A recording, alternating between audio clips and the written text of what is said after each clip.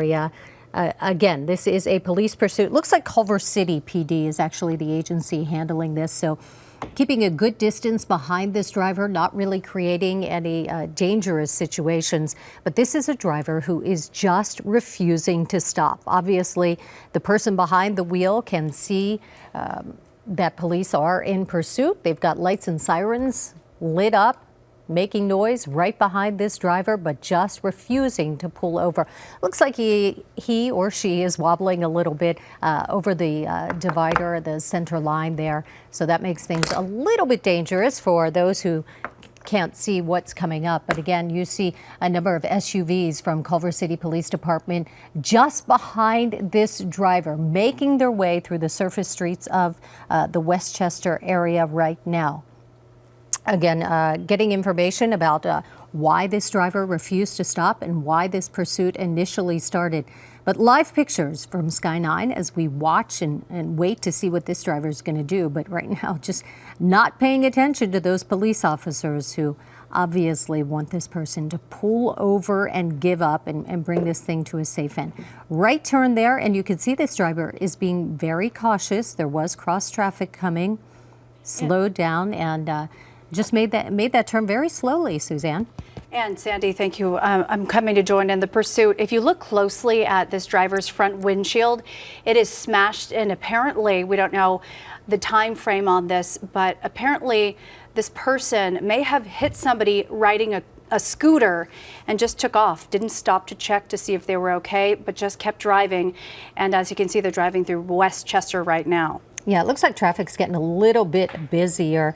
And as Suzanne, you mentioned that they might have hit someone on a scooter and then took off a hit and run. Not sure if that happened during the pursuit or if that's why police took off chasing that person. But if you look closely, it looks like there is some damage to that windshield on that car. Again, we're looking at this red or maroon colored sedan right now. And it looked like the driver might have been throwing an arm out of the driver's side window right there. Damage to the windshield, possibly hit someone on a scooter crossing over the double line to get around that traffic right now. Going the wrong way. And it feels kind of eerie because you see all of the cars stopped and the driver has been going at a particularly slow pace during this chase, but just refuses to stop. And you can see all these cars. It seems like police have gone ahead to stop traffic and put it to a halt just in case the driver just blows through lights and intersections, which they just did with that light right there. Yeah, we know that speed will make a pursuit very dangerous. This person is just going so slowly. It looks like they're going well under the speed limit through surface streets in the Westchester area. See those people up on the roof right there? They must have heard the sirens and seen the police coming and kind of went up on the roof. Looked like it was some work crews to check out exactly what's going on. And we just saw this cruiser turn around. It looked like they had been parked there for some time, so they knew that this driver was heading in their direction. That pursuit has left Westchester now. It's in Inglewood now, and this cruiser, well, there's a whole line of them, are following behind, going at a leisurely pace, but don't be deceived. The driver's front windshield is smashed. They may have hit somebody riding a scooter, didn't stop to check on them, just kept driving. Now, we don't know if police tried to pull them over and they kept driving, or if they have just took off and it's been a hit and run and now they're pursuing and trying to pull them over, and they're either pretending they don't see or they're just commencing a slow speed chase. As we can see, they're just going as if they're not sitting in traffic, as if the traffic lights aren't there to be respected. That was a green light right there, but just a couple lights back, we saw that person blow through a couple of them. And if they did, Suzanne, hit somebody on a scooter, there could possibly be other damage to the vehicle. That might be the reason for the slow speeds right now. But you see Culver City PD fanned out behind this driver and just past Sepulveda Boulevard. This is the Inglewood area. And driver just refusing to pull over. Can't call it a high-speed chase because it's certainly not high speeds. This guy's barely moving through the streets. Are we going to see a pit maneuver right here? It looks like Culver City PD coming up the side. Going to tap that bumper and spin him around. There it is, the pit maneuver. We'll see if this puts an end to that. The car's smoking. Nope. Oh. Very aggressive move right there. Looks like he turned around, almost went directly at that police car and Yeah, police are not backing off either. It looks like they're going to go right after him again. Yeah, it looks like they're closing in to try a second one. And right now we have Chuck Griffith, a retired Riverside police officer, on the phone. Of course, if things change, we're going to interrupt Chuck, but thank you for joining us. Are you watching this right now with us? Good afternoon, Chuck. Hello, I'm here. Hi. Yes, joining us now, retired Riverside police officer Chuck Griffith. We just saw one attempted pit maneuver. They were able to get out of it and resume the chase. Yeah, I see that, and I see it's LAPD Venice units that are taking over the chase now, and it looks like they're still on La Tijera.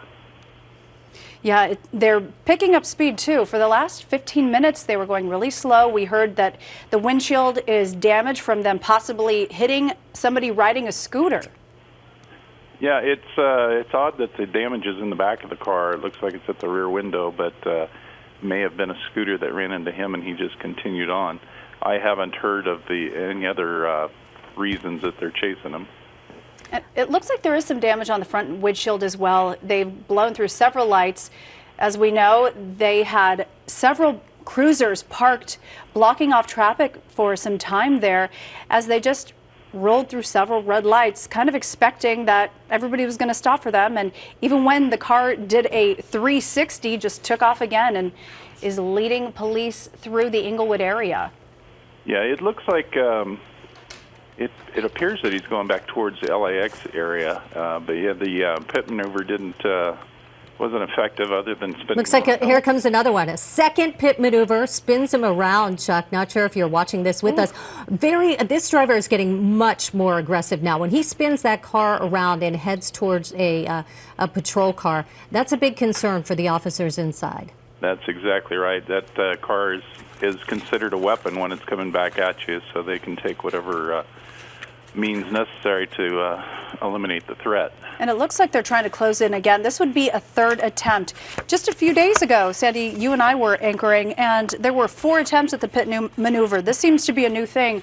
What is the protocol, Chuck, when a driver, like you said, it's considered a weapon at this point, when you're going in for multiple pit maneuvers and they just keep taking off without regard for safety? Well, normally with the newer cars, if you spin them, it will cause the engine to stop running. Here comes another. And if they spin around and come back at you, it's usually a good time for other units to pin them in. Okay, well, I think that one is going to end it. Yeah, they've got him blocked in. He just went forward. Not sure if that was intentional or not. Oh, he's backing up, though. He's trying to get away. Unbelievable. Wow, there he goes. And that bumper is dragging behind. We saw multiple officers get out of their vehicles. Yeah, guns drawn. Thankfully, they hadn't gone completely around because I doubt he would have stopped for them. But we see that left bumper dragging on the left side. On the driver's side, both the front and the back windshield do appear to be damaged. So you wonder if anything else happened in addition to possibly ramming somebody on a scooter. But here, this would be the 4th attempt, is it? Yes, I believe so, but I almost lost count as well, Suzanne. So Culver City PD coming right up. Will they try? It looks like a 5th pit maneuver. This car has a lot of damage. And you got it. Oh, gosh. I mean, that is upsetting to be inside a vehicle. Oh, now he's driving into oncoming traffic. Oh, my gosh.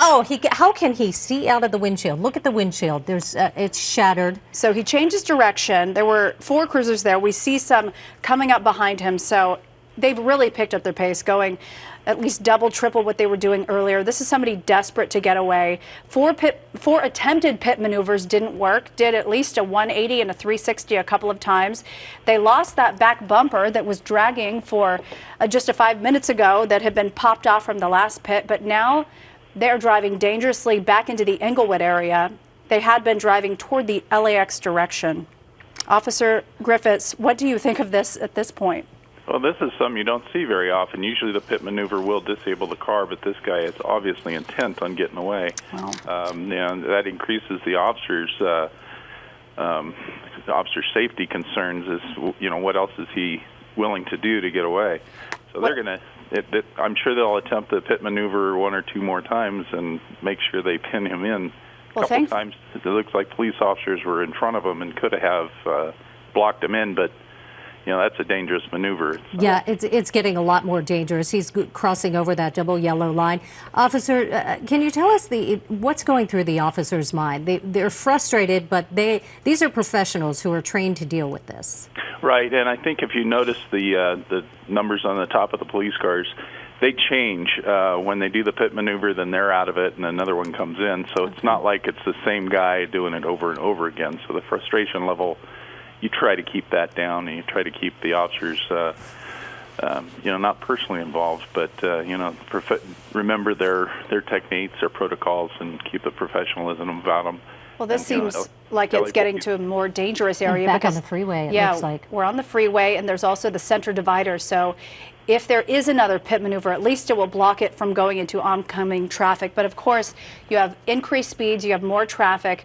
He was lucky when he or she, the driver, when they were on the streets, there wasn't much traffic because he or she had been going through that area before, and officers had stopped traffic. They've done a really good job of trying to clear the way, but of course you can't anticipate which direction they're going to go in. But a lot of people clearly hear the sirens. They've been pulling off of the freeway, but of course it gets more dangerous as they get toward traffic if there are some lights coming up. Looks like wide open. We might see another pit attempt right here. Would that be number 5 or number 6? Yeah. And I don't think they're on the freeway at the moment. I think they're on Sepulveda, maybe, or. Okay, and now back in Westchester. Yeah, and we somewhere close to the airport. And do you see that back window, officer? The whole back window is totally blown out now. The front windshield is shattered. We think this person may have hit somebody riding a scooter, didn't stop. It was a hit and run. We don't know if police caught up with them right after that happened or if they tried to pull them over and the person gave chase. But we do know from at least 4 attempted pit maneuvers, that driver lost a bumper, that they are not giving up without a fight. And we see them going into cross traffic right there, blowing through a red light. So just getting more dangerous as we speak. Yeah, there may come a point where this is just too dangerous and they'll back off the police cars and have the helicopter watch to see if this guy stops, and then they can close in on him to take him into custody.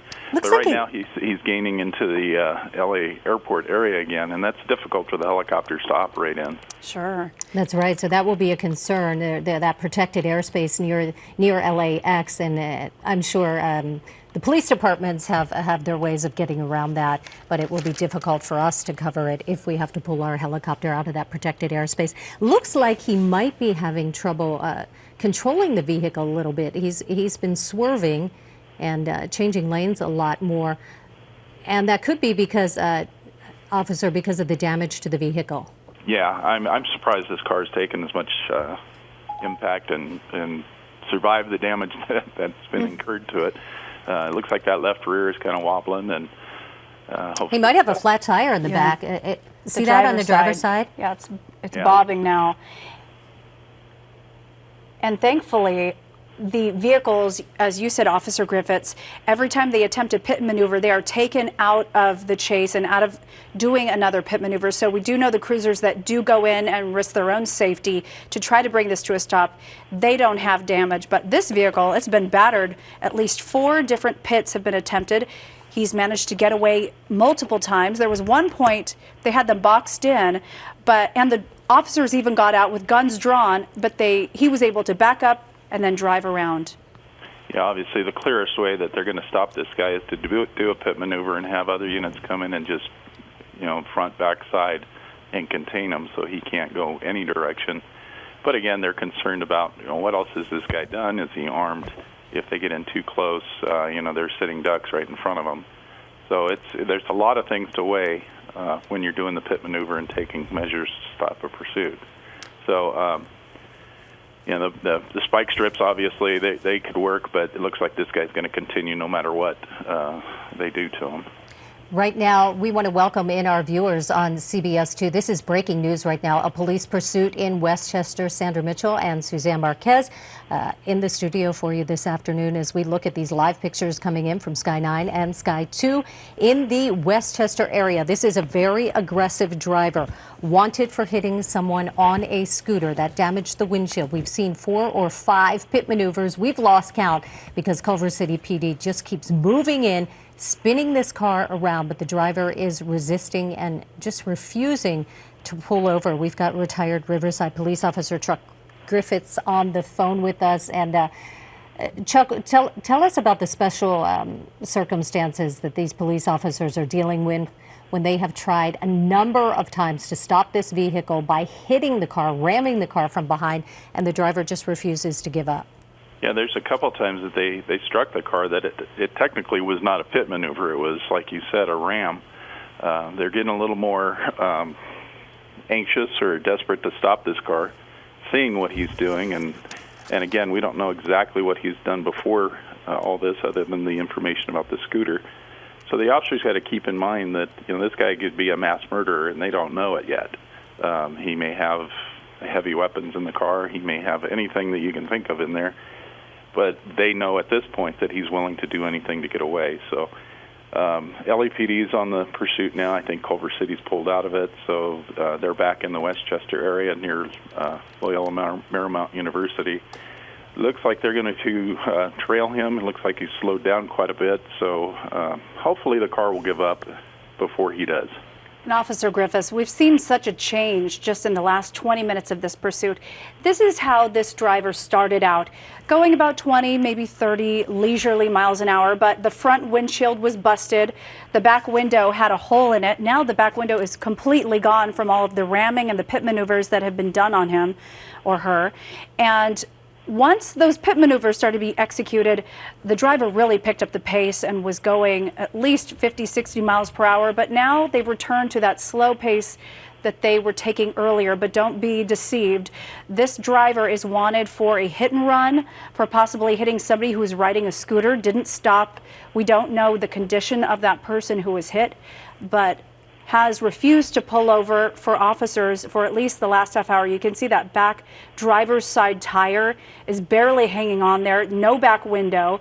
We haven't seen any activity from behind the wheel. It's really dark in there, but the front windshield is completely smashed in as well. It looks like that tire is about to go. Yeah, look how much damage to that car. And this driver just keeps going. Getting some new information right now. The driver wanted for assault with a deadly weapon. We don't know what that weapon is, but police would have that information. And Officer Griffiths, that means that they are assuming that he has that weapon inside the car with him. Yeah, and again, anything can be the weapon. It could be a gun, a knife. It could be the car. It could be... Right. Considering the car, maybe he rammed the guy on the scooter intentionally. That would make it an assault with a deadly weapon. Him coming back at the police cars could be considered an assault with a deadly weapon. Obviously, he's avoiding the freeways at this point. So, are they slowing down? Did they stop, or did we just lose sight? Oh, they made a right turn. There it is. And that bumper missing as well. It's just almost a shell of what that vehicle was when we first tuned in just about 20 minutes ago. Exactly. Yeah, this car it's a good testament to whatever car that is, or the damage it can take and keep rolling. Well, now we know they're definitely back on the freeway. We see big rigs around there. Thankfully, the driver isn't going very fast. The tires are in terrible condition. There's no back bumper. The front windshield is smashed in. The back windshield is gone.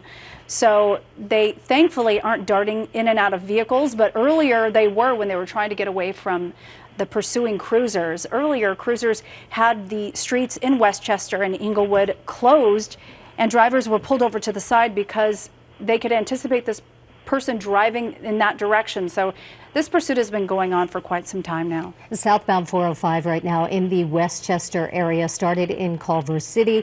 He has mostly tried to stay on surface streets, but now is on the 405. Probably a good bet that he's not going to get off the 405, turn around and go northbound, because you can see the traffic on the other side's pretty stacked up.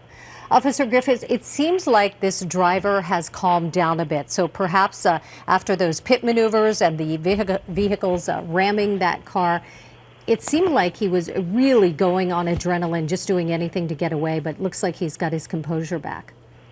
Yeah, he may not be able to get that car to go any faster at this point, but hopefully he's coming, gained a little bit of his wits and thinking about his end game here, where he's going to stop and surrender.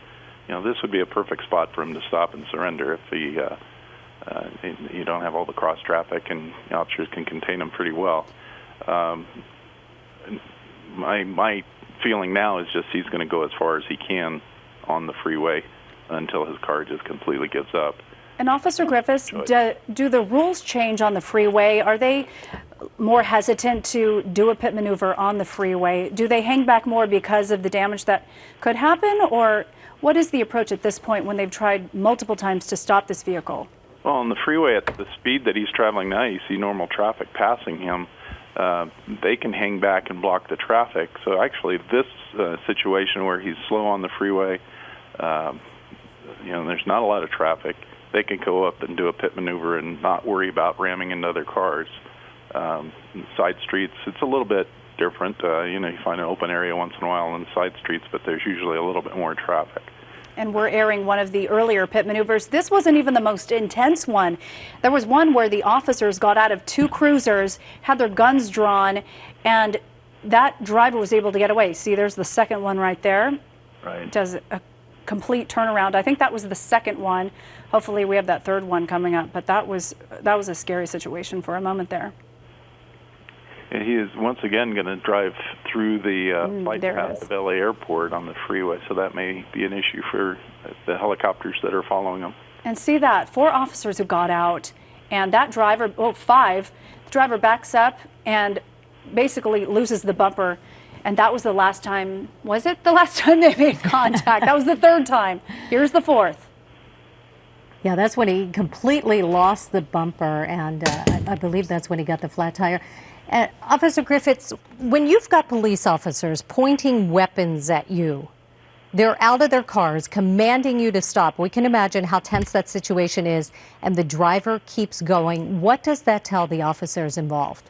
Again, he's going to do anything he can to get away, so you're going to up your game a little bit and use a lot more caution when confronting him, because he's obviously not intimidated or worried about the guns. That's what's so deceiving about this driver. When we first tuned in, the driver was going relatively slow. He's really nonchalant, right? Yeah. The only problem we saw were 2 busted windows, the front and back windows, which we eventually learned were caused by at least one of the windows broke because that driver hit somebody riding a scooter and didn't stop to check on them. We don't know the condition of the person who was riding on the scooter. But as the cruisers have closed in and done the pit maneuver and rammed the vehicle, that driver has picked up the pace, and you see it happening again. Right. And again, if he slows down a little bit on the freeway here, they may attempt another pit maneuver, but it looks like they're just going to follow him, wait for the car to run out of gas or just give up. And it looks like he's southbound on the 405 heading towards Long Beach area, but coming through LAX flight path again.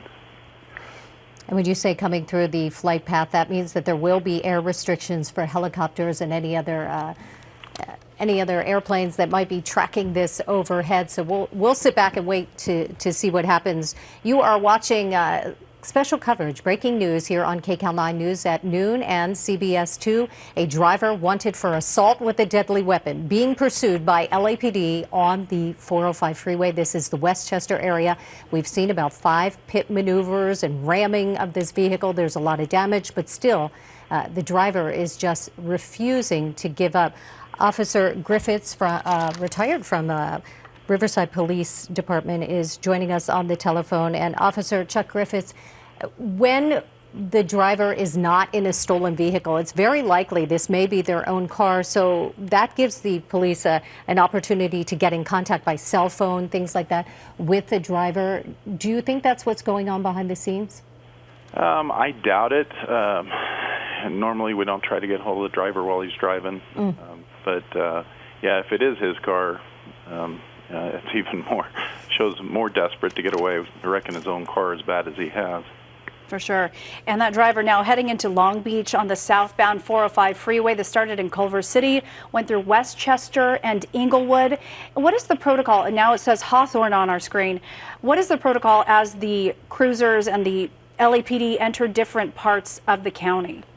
Well, LAPD's got it now. It started in Culver City. They may give it over to CHP if he continues on the freeway. With CHP, they don't want other agencies in their pursuit, so they'll take it over completely. He's got many beach cities that he's going to be driving through here: Hawthorne, Torrance, and then Redondo Beach, several other cities in between there.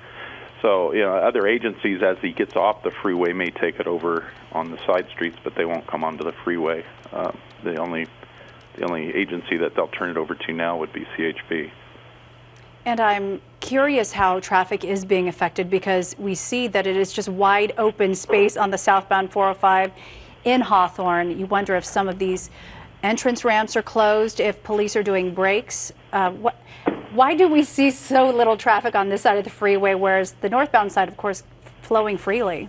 Yeah, I was thinking the same thing. This would be a good time to drive to the airport. But yeah, they're more than likely agencies are monitoring this pursuit and stopping traffic from getting onto the freeway to cause any more confusion or congestion. Yeah, especially if this driver is wanted for assault with a deadly weapon. It could be the vehicle, for, he basically wasn't scared off by 3 cruisers hitting his vehicle and taking off. You definitely, if you're driving in this area, you want to avoid getting on that southbound 405 in the Hawthorne area. Right. Is it likely, officer, that the police are blocking off the entrance ramps to the freeway up ahead to keep traffic off the freeway? Yeah, that may be. They may be monitoring this pursuit. I think lots of people are watching it now and getting ahead of it and making sure no more traffic is allowed onto the freeway, so you don't have more potential for victims or anybody else getting hurt. Yes. And it looks like cars and trucks are obviously pulling off to the right shoulder there. They want to get out of the way. They can hear the lights and sirens. They probably see the helicopters overhead as well. And they know something's going on. Even if they don't know it's a police pursuit, they know to just get out of the way. Yeah, when you're driving on the 405 freeway in the middle of a Thursday afternoon and it is silent except for the sound of police cruisers and helicopters, something's wrong. Yeah, definitely got to be aware that something's going on and pull to the right. It looks like units must be going ahead because, like you said, some of the cars are pulled off to the right, so they are well aware that something's coming. At this point, I think they're probably going to back off the police cars since he's not doing anything dangerous. They'll probably have the helicopter just follow him and see where he ends up. Especially, we aren't showing the side, but what you can't see on the screen is on the driver's side in the back tire. It was barely hanging on. The car was bobbing. If you're just tuning in, that vehicle doesn't look too bad from here, but if we were to zoom in, it is missing its back windshield, lost the back bumper, the front windshield is smashed in. The car is beat up. It's barely hanging on there, so it could be a matter of time whether they run out of gas or the car just gives out on them. But the vehicle's been hit at least 4 times by LAPD cruisers who attempted the pit maneuver and have rammed the vehicle, trying to get this driver to stop. The driver wanted for assault with a deadly weapon. They say that this driver hit somebody on a scooter, didn't stop, it was a hit and run, and gave chase. At first it was a slow speed chase. Then as LAPD closed in and performed the pit maneuver, that's when that driver was able to, not after doing a 180, being spun around, back up and get out of there. Yeah, it's just crazy that this guy is still driving. He's been driving on a flat tire for 15, 20 minutes. You know how shocking it is when you get a flat tire in your car, and it's hard to control the vehicle. But he looks like he is going below the speed limit. This is the 405 southbound in the Hawthorne area. We've got LAPD right behind him. They have backed off a little bit, but he's picking up speeds again in this car with, as you described, Suzanne, it's got so much damage. It's just unbelievable that this guy refuses to give up. Police suspect that he might have a weapon inside the car because the original call came out for assault with a deadly weapon. We don't know what that weapon is, if it was the car, or if maybe he has a gun or a knife or something else inside that car with him. And it seems like the windows are very dark. They're tinted. The driver's side, the window was either rolled down or broken like the others, but you can see him moving around in the driver's seat. Looks like he's got on a white shirt or... Mm-hmm. We haven't seen much activity from that side. We haven't really gotten a close look at that person, but what an afternoon. This person hit somebody on a scooter allegedly, took off. It was a hit and run, has been rammed by multiple LAPD cruisers. At one point, 3 police cruisers pulled over. 5 officers had guns drawn, pointed at that driver. Now we're going to take you through the pit maneuvers. There's the first one. The car does a complete 180. Here comes another cruiser. That driver gets away. So aggressive. Not Goes even right at that police car. Right? Yeah, there's a fearlessness about this driver. Just keeps going. Usually one pit maneuver takes out a driver, but this person is still going right now. Here comes the second. Fearless or desperate, right? Just Yeah, determined to get away. You know, it's almost looking at it that he's been through this before or been through the training, and hopefully he doesn't have some expertise that we're not aware of. That's what I was wondering. I wouldn't know what to do. I did a 180 once because my car was on a donut, and I was so disoriented from my car turning into traffic. Look at this. This was the most intense moment. 3 cruisers pulling up, 5 officers, guns drawn. They back up, and they get away. And he takes off so quickly there. And he's doing exactly perfect motions to recover from this pit maneuver. So Yeah, again, it's almost I like wonder he's if he has a some stunt driver. military experience, or I would hate to say police experience, but maybe he's been an instructor at some driver training or something. Right. But he seems to know exactly what to do. And Yeah. that front windshield, did you see how shattered it is? I'm sure the visibility is very low. Though I'm sure there's some people watching who also do gaming, you know, some of these vehicle, Right. like Grand Theft Auto. I don't know if it really makes you talented at getting out of a situation like this, but we're hoping it's nobody who has serious law enforcement training. That would just be a little more scary, being out there on the roads with somebody with that kind of experience behind the wheel, who is desperate, who does have so much damage to the car, and just going below the speed limit on the southbound 405 right now in Hawthorne.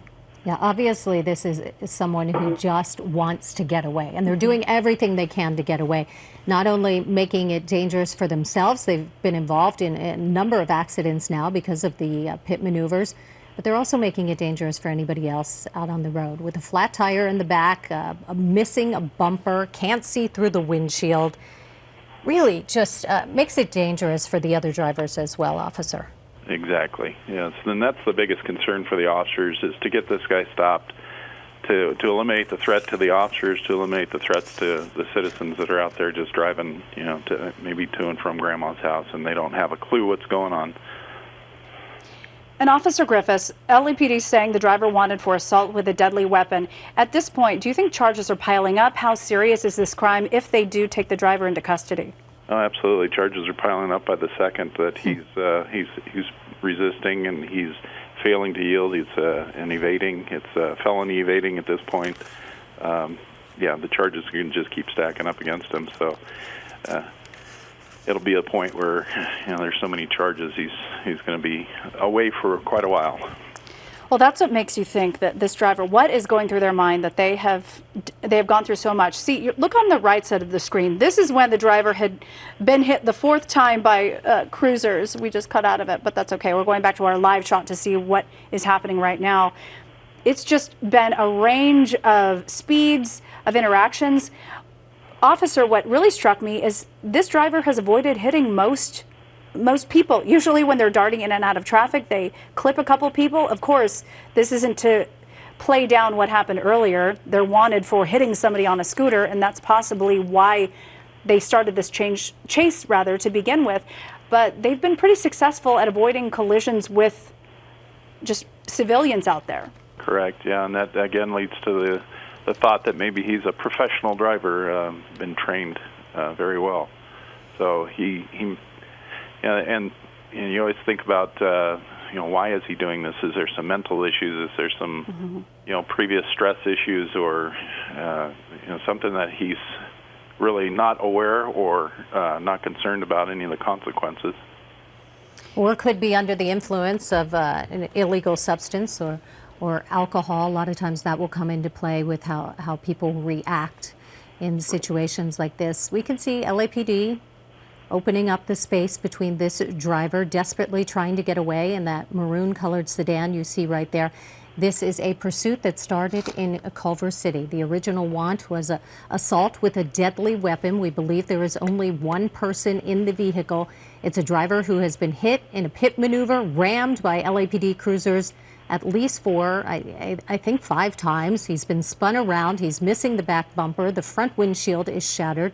The back windshield is completely gone. There's a lot of damage to the car, and yet he is maintaining control and looks like staying with the flow of traffic on the 405, now in the Torrance area. Officer Griffiths, we took a really wide shot just a couple of minutes ago, and the freeway is wide open. Does that mean that they are partnering with other agencies in the area to be on alert and to be aware of what is happening, so they're planning out strategy to try to avoid traffic from getting onto the freeway? Well, I don't know if it's a conscious planning or other agencies just monitoring this pursuit and seeing that, take it upon themselves to keep people out of harm's way by blocking the on-ramps. It looks now like CHP may be taking over the pursuit, so they've gained a little distance on them. I think they were on tracking mode previously with LAPD, and now CHP's on it. So LAPD will be pulling out of this. I don't know if LAPD's helicopter will stay with it or if CHP has their helicopter. Officer Griffiths, when CHP takes over, does something change? Because obviously they're for the whole state of California. Does this mean they anticipate this driver now in the Carson area could be going for an extended period of time, crossing great distances? Well, they, now that he stayed on the freeway for some amount of time, CHP will take it over. Obviously they can go greater distances on the freeway. They have more agency or more divisions that they will switch to as they go into different areas of the state, but they could follow them anywhere on the freeways. And can you talk about the process of how they hand over control of the pursuit? What's going on behind the scenes? Well, LAPD probably was notified that CHP was going to be taking it over, or they asked CHP to take it over, because whoever has the pursuit at the moment keeps control of the pursuit. LAPD probably requested CHP, since they're going generally out of the area of Culver City and Venice is mostly the police units that were involved in it. And it's on the freeway. It appears it's going to stay on the freeway. And they decide that CHP should take it over. CHP will merge onto the freeway. LAPD units back off, and CHP will be in position. As you see, the primary unit now is a CHP unit. And he's traveled a lot of distance. Again, this started out in the Culver City area. The original call was for the driver wanted for assault with a deadly weapon. We don't have any details yet on what that weapon is, but he traveled through Culver City, Hawthorne, Torrance, mostly on surface streets, and that's where the pit maneuvers happened on Sepulveda Boulevard, but then got on the 405, and that's where we see this right now, 405 southbound in Carson. And Officer Griffiths, in your experience, we saw LAPD do 4 pit maneuvers, at least, possibly a 5th. Oh, we see some motorcycle officers out there as well. Are they going to handle this any differently than LAPD would? I don't think so. The pit maneuver is pretty standard maneuver. CHP at this point probably are just going to follow them. Again, they have multitude of units that can take over. You've got the helicopter now. I think they have CHP helicopter over it instead of LAPD. And they're just going to maintain the distance and follow him and let him decide where he's going to give up. If there's a point where he slows considerably, like it looks like he's going fairly slow here, they could possibly attempt the pit again. And it's likely that this guy is not going to get away. I mean, they're just so close. He's got so much damage to that vehicle. It's really even surprising, I think, officer, at this point, that he's still going. Right, and I think that's pretty amazing that he's survived basically 4 pit maneuvers, and the car is still operational. He's still continuing, so looks like he's about 40 miles an hour, so it's not that high speed of a pursuit. You saw the motorcycle officer kind of swerving back and forth, keeping other cars back so they don't get involved in the chase. Yeah, he took some pretty hard hits. I'm a little bit surprised that the airbag didn't go off and end it. Exactly, yeah. Most of those hits were from the side and the rear, but maybe a good impact from the front will stop this thing. But again, officers don't usually do that because it's very dangerous for them, for the driver of the car, and for anybody else in the area. And clearly a desperate driver here. It seems like the driver's going about 40 miles an hour. It's been relatively calm in the last 15 minutes, but earlier, this driver, when they were on surface streets and going through Culver City and Torrance, the vehicle did not stop, even though it was pitted 4 times on the run from a alleged hit and run of a scooter. We don't know the condition of the person who was riding on the scooter, but the driver didn't stop, and the windshield is smashed in. That could be from the person that they hit rolled over the windshield and they just left them behind. But LAPD worked for at least the last 45 minutes trying to get this person to stop, pitted the vehicle. Both windows, the front and back, are smashed. The back bumper is gone from the pit maneuvers that were executed by the LAPD. But this driver was able to maneuver out and get back on the road. But it seems like that driver is either collecting their thoughts, trying to determine the next plan of action, but is in so deep now, the only option would be, you would think, would be to give up. Yeah. There's no. And again, we go through this on every pursuit. What is going through the guy's mind? Does he really think he's going to get away? 99% of the time they don't. Some guys get lucky and they find a hole to crawl in that the officers can't find them. But it's give up now or give up in 20 minutes. So it's his choice. And these are busy areas that he's driving through. He just went through Carson, is going toward the Long Beach area. These are heavily populated areas. It's not like he's driving toward the desert and can run through a field and hide. This is the city. Hello. Officer Griffiths, because this is such a busy, highly populated area, I'm sure the chance is low that this driver could get away at this point. Could get away? No, I don't think so. They've got plenty of officers. It's been going quite a while. They're going to have officers up ahead also waiting for him. I don't know if this is his car, if it's a stolen car. If it's his car, they already know where he lives, so if he's heading towards home, they're probably in that area waiting for him to arrive there. And like I said, 99% of the time they don't get away. They'll get out and run, but you've got 10 to 15 officers on foot that are probably in much better shape that are going to catch them. And behind the scenes, as we sit back, it seems like we've gone into I don't want to say a slow period, but the excitement has definitely died down, at least for us observing this. But those officers are still so focused on what could happen at any moment. Right, and they're constantly evaluating everything that's happening. They're constantly evaluating the value of continuing this pursuit or if giving it up and letting the guy go and get him another time. Which would lead me to believe they don't know who the driver is and they don't know, or the car may be stolen. Well, we do have reports that the scooter that was hit was in Playa del Rey. So this driver has crossed quite a distance along the coastline of Southern California. So this could be a stolen vehicle. It looks like a vehicle from the 80s or early 90s. It has taken quite the beating this afternoon. It's incredible that it's able to drive this long on the freeway. Most cars would have, like you said, newer model vehicles would have just stopped after the first pit maneuver. Right. It usually kills the engine.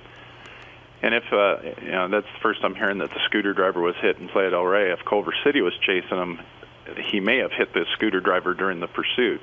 So that may have added to, whatever the original stop was and then pursuit. If he hit the scooter driver during the pursuit, then that's going to raise the consequences also. Yes, this might have been somebody who was, maybe they didn't want to stop because of a multitude of reasons. They were driving impaired or a suspended license. Then you hit somebody while you're driving. Then you have your front windshield smashed. That takes things up to another level. And we see those cruisers parked on the overpass. So this means they're clearly planning ahead. They expect that this driver could go deeper into the Orange County area.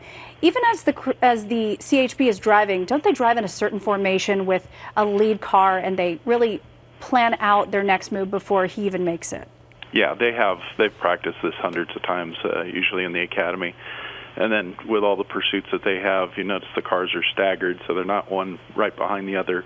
And they have a formation that after the stop or after the suspect car will stop, that they will fan out in a certain position, and each one of those has a certain job to do.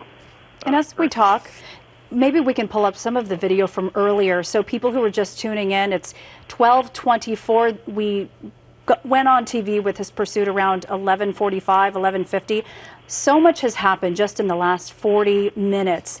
There we can see the first pit maneuver that happened, I think it was on the streets of Hawthorne, with the first LAPD cruiser. We see that driver just get out of it. And Officer Griffiths, you say this appears to be somebody who has some kind of experience. Usually the driver would be disoriented after the first pit maneuver. Right. Yeah, exactly. That's another one of the reasons they do the pit maneuver, disorient the driver, cause the car to become incapacitated. But this guy, even if you watch the way he steers his wheels, his front wheels, he knows exactly what he's doing. Yeah, he's really good with the parameters, avoiding hitting that curb. Right, yeah, and that, again, it's something that's saying he knows what he's doing, or he's had some training. Now look at that. Even opened up the driver's door where it seems like he considered moving, or maybe it was just the bumper kicking around in the back. Seems like he did have both hands on the wheel the entire time, but there we go. This is the last pit maneuver that they attempted. The fourth time still did not stop this driver. You see, look at that. Most people, they'd give up. Right. But this driver is still going more than a half hour later. Yeah. And it's almost instinctive for him which way he's turning that wheel. You know, I want to instruct people on how to get out of pit maneuvers, but he seems to be he knows what he's doing. And that's pretty unusual. I mean, usually after a pit maneuver, that's it. It ends. We've seen usually 4. Some scared person trying to get away and thinking that they're going to do it, and then when they spin out, it's like, oh, well, it's over. Let's give up. But this guy he knows it's not over. Well, one thing I can say, I have gotten driving training, but not for getting out of pit maneuvers. My dad was a race car driver, and they definitely know how to turn the wheel, you know, the steering wheel to straighten out your car. So hopefully, at best, this is somebody who has some racing experience, but at worst would be somebody who would be affiliated with law enforcement. Well, and they also teach this in military, so you know, it's not just exclusively law enforcement. He may be ex-military, maybe current military, but there's something there. There's definitely something there to get out of these 4 pit maneuvers the way he has. And now he knows that if he just continues at this speed, it looks like they're going to hang back and monitor him, and he can just continue on to wherever he wants to go. And Officer Griffiths, let's talk about driving with a flat tire. Right. Yeah. I mean, it's loud inside that car right now. It's loud. It's hard to control. Braking is affected. Steering is affected. So that may be why he's resigned himself that he's going to go 50 miles an hour on the freeway in a straight line. Yeah, so we haven't seen him jumping it back and forth between lanes much. And he also could be injured. Those were some pretty tough impacts. That's a possibility. Yeah, he could be injured. He got thrown around a little bit in there, but I don't know if there'd be any significant injuries. And again, on the on-ramp there, you can see the police unit blocking the on-ramp so more cars don't come on the freeway and get involved. yes, this is a highly traveled area. A lot of commutes affected this afternoon by this person who is wanted for assault with a deadly weapon. The LAPD hasn't given details, but we know that this person is wanted for hitting somebody on a scooter in the Playa del Rey area. The pursuit also traveled through Culver City, through Carson, Torrance, just staying along the coastline basically, and now is on the southbound 405 in the Long Beach area. And we notice, officer, that the freeway is pretty wide open. That's really unusual, probably because it is a holiday vacation week for a lot of people. Does that help or hurt the CHP? Oh, this definitely helps. They can relax a little bit, not have to worry about civilians being injured. They can start to think about more about what they're going to do to stop this guy, or if they're just going to follow him like it appears they're doing. They're going to just continue on and make sure that no other citizens or no other people get involved and get in the way of the pursuit and get injured. So it looks like, again, if you're talking about the scooter being hit in Playa del Rey and Culver City was chasing him, Playa del Rey is in Westchester, which is LAPD's jurisdiction. Culver City may have been chasing him for something else when he ran into the scooter. Yes, we heard that this started with assault with a deadly weapon. Not sure if that was the vehicle hitting the scooter or if it was a second charge. Moving now into the Seal Beach area, staying on the 405 southbound, beginning to get a little bit more crowded on the freeway. Again, this is breaking news coverage live. Police pursuit, CHP in pursuit of this vehicle. The driver wanted for assault with a deadly weapon, desperate to get away. It doesn't look like he's being very dangerous or very aggressive right now, but he has resisted and made it through 4 pit maneuvers. That car has been struck 4 times. He's got a flat tire on the rear of the driver's side. He's missing the rear bumper. The back windshield is gone, and the front windshield is almost completely shattered, making it really hard for this guy to see, to maneuver, and to just keep going. One thing we know, Officer Griffiths, is he's likely to run out of gas. The CHP is not, because they've got so many vehicles involved. Exactly, and you see another one just joining the pursuit, probably taken over since he's getting close to the Orange County area. And so the jurisdictions for CHP is statewide. However, they have different stations and divisions throughout California. So you've got a fresh lead officer now. They try to do that. They try to rotate them through, so it's not too physically or mentally exhaustive for the primary officer. So they'll rotate them through. As you see now, it's a fine choreographed procession. They're moving cars around. They've got a supervisor in the chase, and they've got a particular number of cars that they're going to use, and they know exactly what they're going to do at the termination of the pursuit. So it's not something like in the movies where it's just winging their actions or doing dangerous maneuvers. You mentioned the termination of the pursuit. We thought we've seen it a number of times already today with those pit maneuvers. What are they talking about? What is the plan for when this ends? Are there different scenarios for different reactions from the driver? Well, they practice that ahead of time. Obviously, if the driver spins out or stops and stays in the car, the officers fan out in a certain position. Each one, again, has their own assignment. And they watch, and if the driver can go one of 2 ways. If the driver obeys their commands, gets out of the car, surrenders, is handcuffed, car searched, and it's over. If the driver gets out and runs, they have particular protocol of who's going to chase them. If they have a dog in the pursuit, the dog will chase them. In several different scenarios depending on the resources that they have behind them.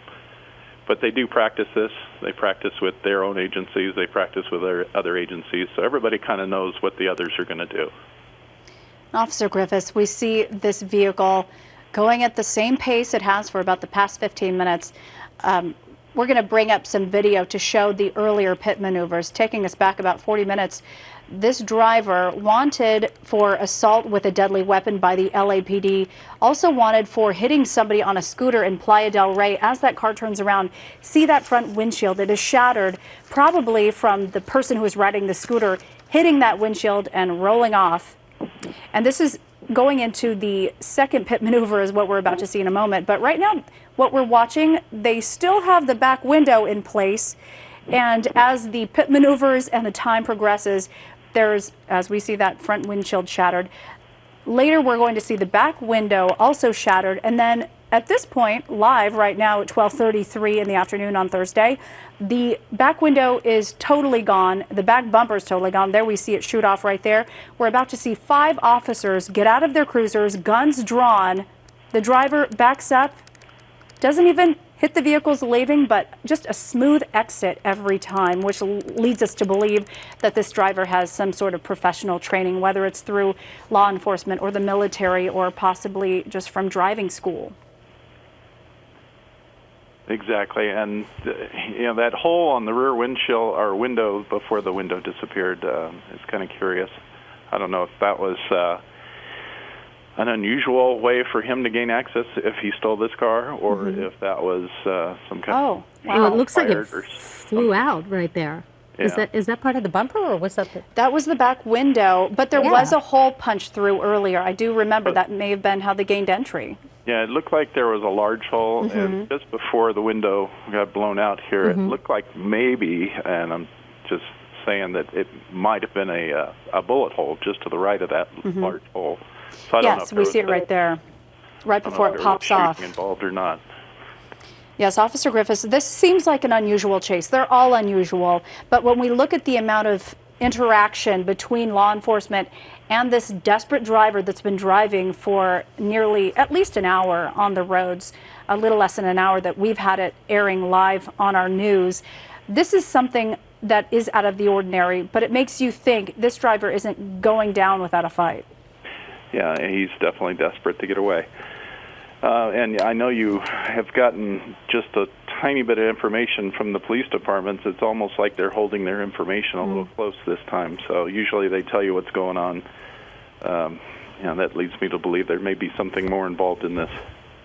When you say something more, what do you mean by that? Well, maybe they know who it is. Maybe it's a mentally impaired person. They may know that he's armed. Although the pit maneuvers, I don't know if they would have done that if they knew he was armed with any kind of weapon. It just seems that it's a little bit more quiet as far as the information coming from the police department. And that also may mean, as you hinted earlier, he might have some kind of professional background, either military, police, or other kind of driving training. Right, exactly. All right, we're just getting some new information. This is a live police pursuit going on right now in the Westminster area, 405 southbound. A driver in a red Honda. Very dangerous situation. He has made it through 4 pit maneuvers by the LAPD. CHP now in pursuit. We believe there is one person behind the wheel of this car. There's a lot of damage to that car. He's got a flat tire that he's been driving on for about 45 minutes on the driver's side, the rear, missing the back windshield. The front windshield shattered, so he's not only having a hard time seeing out of the front windshield, he's also probably struggling to just control this vehicle with at least one flat tire and missing some parts of the car.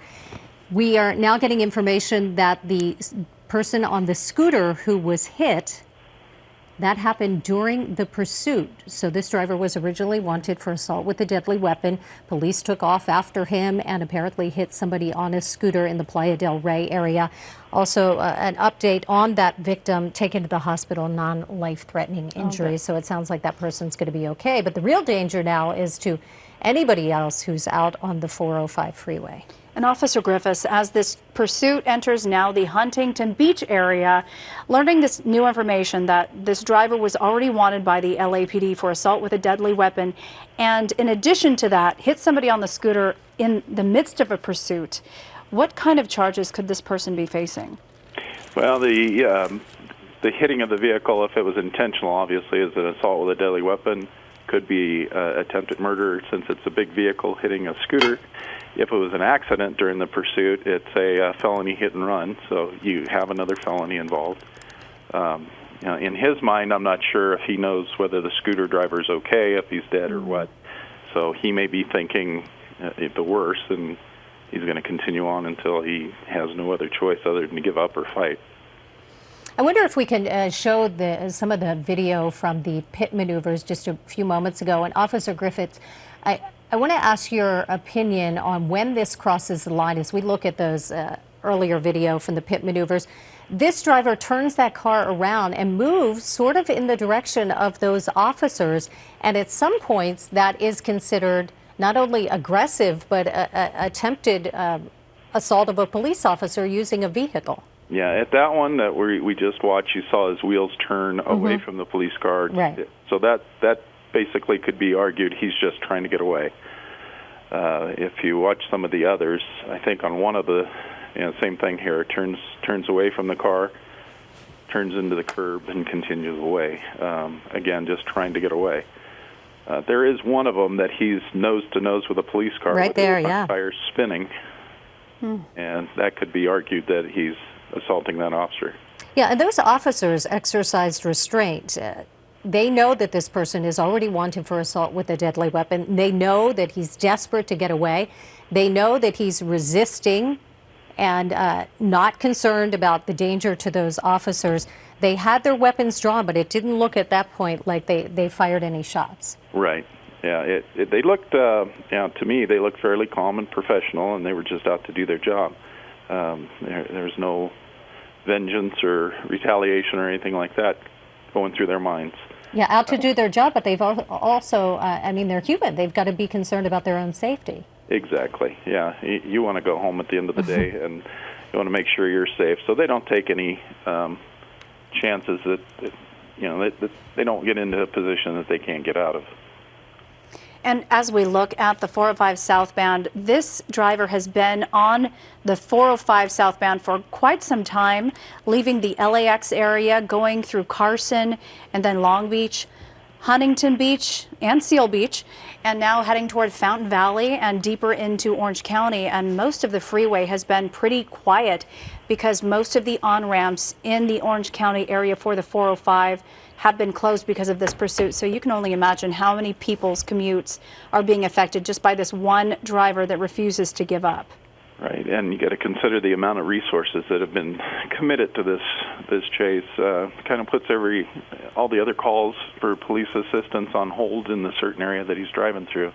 They're kind of holding, unless it's an extreme emergency, holding those calls until this thing's resolved. Moving into the Fountain Valley area now on the southbound 405, driver in a red Honda trying to get away from the CHP. Originally wanted for assault with a deadly weapon. He's been involved in a number of accidents from pit maneuvers from the LAPD. And at this point, we're well over an hour now into this pursuit.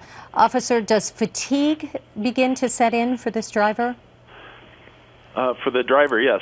Yeah, there would be definite fatigue. He's been on a high pretty much going through this. His adrenaline's flowing. It looks like he's kind of come down from that, and he's slowed down a little bit. So that causes extreme fatigue, and that's one of the reasons they rotate officers through this pursuit. They don't leave the same guy that started this all the way to the end of the pursuit. They give them a break, and they rotate fresh guys through. And I would imagine not just adrenaline, but he's had to focus. I mean, he's really concentrating. He's not just out driving on the freeway trying to get from point A to point B. Right.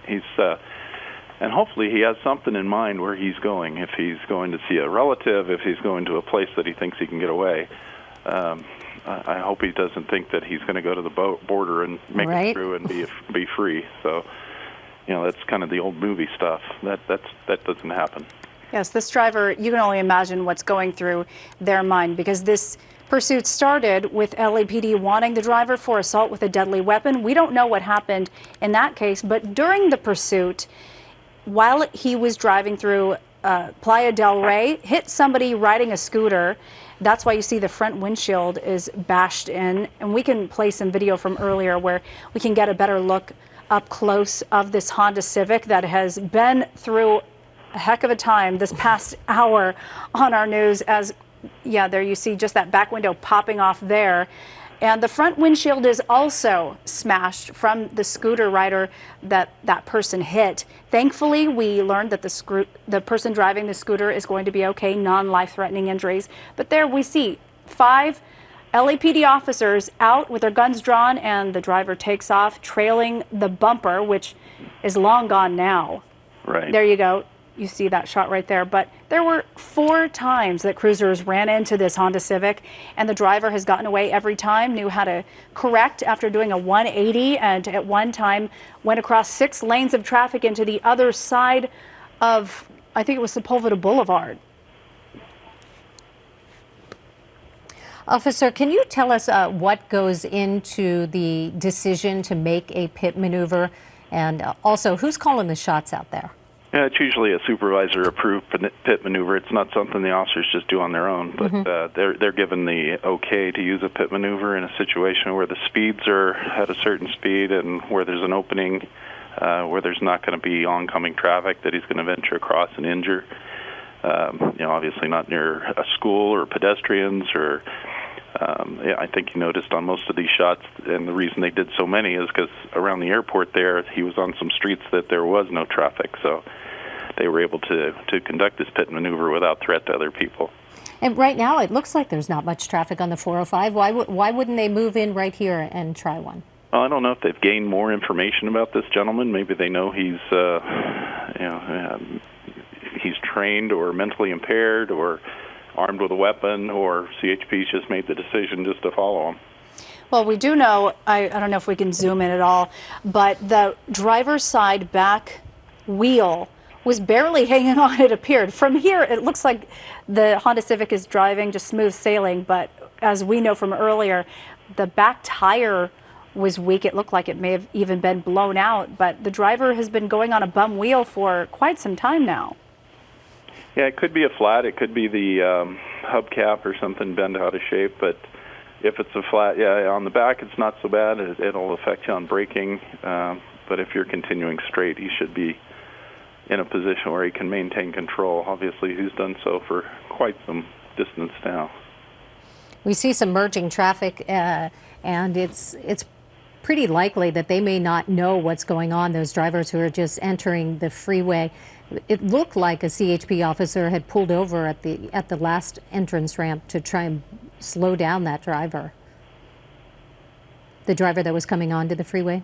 Yeah, there are units that are stopping some of the cars. Some of the cars continue around them. It looks like they're merging onto another exit. Mm-hmm. I know from driving on the freeway with a pursuit coming up behind, it is like nothing else. So you saw how all of those vehicles, they got off that, or they went on another freeway. But once you see all of those cruisers and you hear the sirens and you hear the helicopters overhead, you know something's wrong. And thankfully, they're not just pulling over. They're getting off the freeway and out of that line of sight of that driver. Right. Just to keep them out of the way and make sure nobody else is injured. But yeah, being on a pursuit in front of it is quite intimidating. There are a lot of police cars, and usually the car will come by you at such a speed you're not even sure what kind of car it was. Mm-hmm. And they're usually in the center lane or right shoulder kicking up dust and debris. This guy, he's locked into a path and he's sticking with it. And this driver has been through a lot just in the last hour. The LAPD wants this driver for assault with a deadly weapon. During the pursuit, this driver is wanted for hitting somebody on a scooter. You can see that front windshield. It is smashed. I don't know if we're going to see the driver very well. Yeah, you can see a dent in the hood of the car as well. Yes, and that back window blown out. And look at that wheel just hanging on in the back. Yeah, I think you're right, officer. It might not be flat, as we have been saying. It might just be some damage to the hubcap. Yeah, he looks fairly relaxed, like he's just going for a Sunday cruise. Maybe it's fatigue after all of the adrenaline. When you think that he doesn't know if the person that he hit on the scooter is dead or alive. Thankfully, that person is going to be okay. We have an official update that they were non-life-threatening injuries, but somebody was injured. And look at how the front windshield is concave from that person rolling over the windshield, and of course the back windshield popped out. We don't know if this is a stolen car or if this is this person's vehicle, but it appeared there was a hole punched in the back window before he lost it completely. That could be from a bullet, that could be from that person breaking into the car through that window. We don't know at this point. Right. It appears he does have a seatbelt on, so that's a good thing for him. Silver lining, I suppose. Yeah. One less charge he'll face. Again, that leads me to the belief that he's a trained driver. Right. That's instinctive just to put the seatbelt on. Well, it appeared like a scene straight out of a video game like Grand Theft Auto when you saw those LAPD cruisers hitting this driver multiple times. He did a 180 more than once, went across 6 lanes of traffic at one point, was able to steer the vehicle in the right direction so the driver wouldn't spin out any more than he already had, and was able to get away. That's why they're in pursuit more than an hour later. Yeah, into the Irvine area now, and he's probably going to run into a little more traffic as he goes all the way from LA to Orange County, from Playa del Rey into Irvine. He's been on surface streets now for the past 30 to 40 minutes. He's been on the 405 southbound, just maintaining, I won't say safe speeds, because any pursuit is a dangerous pursuit, but he's not going above the speed limit as we saw before. You see CHP is right behind him. And as we get a closer look at that vehicle, you see the damage to the windshield of the impact with that person on a scooter. LA Fire Department telling us the person's been taken to the hospital. It looks like they're going to be okay. They've got non-life-threatening injuries, but he's just got a small space to look out that windshield. So, officer, I think you're right. He's wearing a seatbelt. Looks like he's got a white shirt on, and it doesn't look like he's wildly moving around. Sometimes when we see that somebody's under the influence of something, we'll see that erratic behavior, jumping around in the seat and things like that. But he looks pretty relaxed. Yeah, I don't think he's under the influence of drugs or alcohol. He's staying straight. I think there may be some mental impairment here that he's not seeing reality as it should be. Officer Griffiths, is there a special way that people who are mentally impaired, not from substances, but just have maybe some mental issues, is it treated more delicately than you would with somebody who has a gun or somebody who is under the influence? Yeah, the officers are trained to deal with the mentally impaired. Over so many years, they weren't trained, and bad things would happen. So now, maybe they've learned new information about this gentleman. Maybe they know that he's mentally impaired, maybe some kind of disability, maybe some traumatic stress disorder, any number of things. And they're going to stay on him until he decides to stop, not to push him and make things worse. And as we were saying earlier, when those 5 officers got out with guns drawn, they kept their cool, even though the car was, you said the wheels were spinning on the Honda Civic toward their cruisers. Somebody who wasn't in a calm state, of course, you're already in an agitated state, you're in a pursuit. It appears possibly they knew something back then, that they were more in a defensive mode and, like you said, had the training to prepare to deal with somebody who might be desperate, whether it is because they have mental impairment or maybe they're going through some sort of grief or some sort of post-traumatic stress that is having them act erratically. Exactly. There's so many things that, especially this season, it's where you see the height of the mental problems and acting out and things that just normally during the year don't affect you, and this time of year, it affects a lot of people. And again, we're going back to his ability to get out of those pit maneuvers, which would lead me to believe he's had some special training, and that may be what's caused his I'm assuming mental impairment. Sure, we're just throwing ideas out there to try to gain some understanding, because this driver could be a member of the military or law enforcement or somebody who has received race training, because he's able to smoothly get out of all of these different situations of being rammed and pitted and losing bumpers and windows. But at this point now, you see the difference between earlier being spun around, doing a 180, and now just driving calmly right in the center of the freeway. So we don't know what that person could be dealing with in their mind. Officer, you mentioned that he's wearing his seatbelt. What does that tell you about him? I would imagine it indicates that he's not suicidal, at least. Yeah, that would seem to be it. But if you go through training, if you've been through this training and constantly over and over again, it's muscle memory. You just get in your car, automatically put your seatbelt on. It's not a conscious decision. It's your body reacts. And it looks like during the pit maneuvers, he's doing the same exact thing.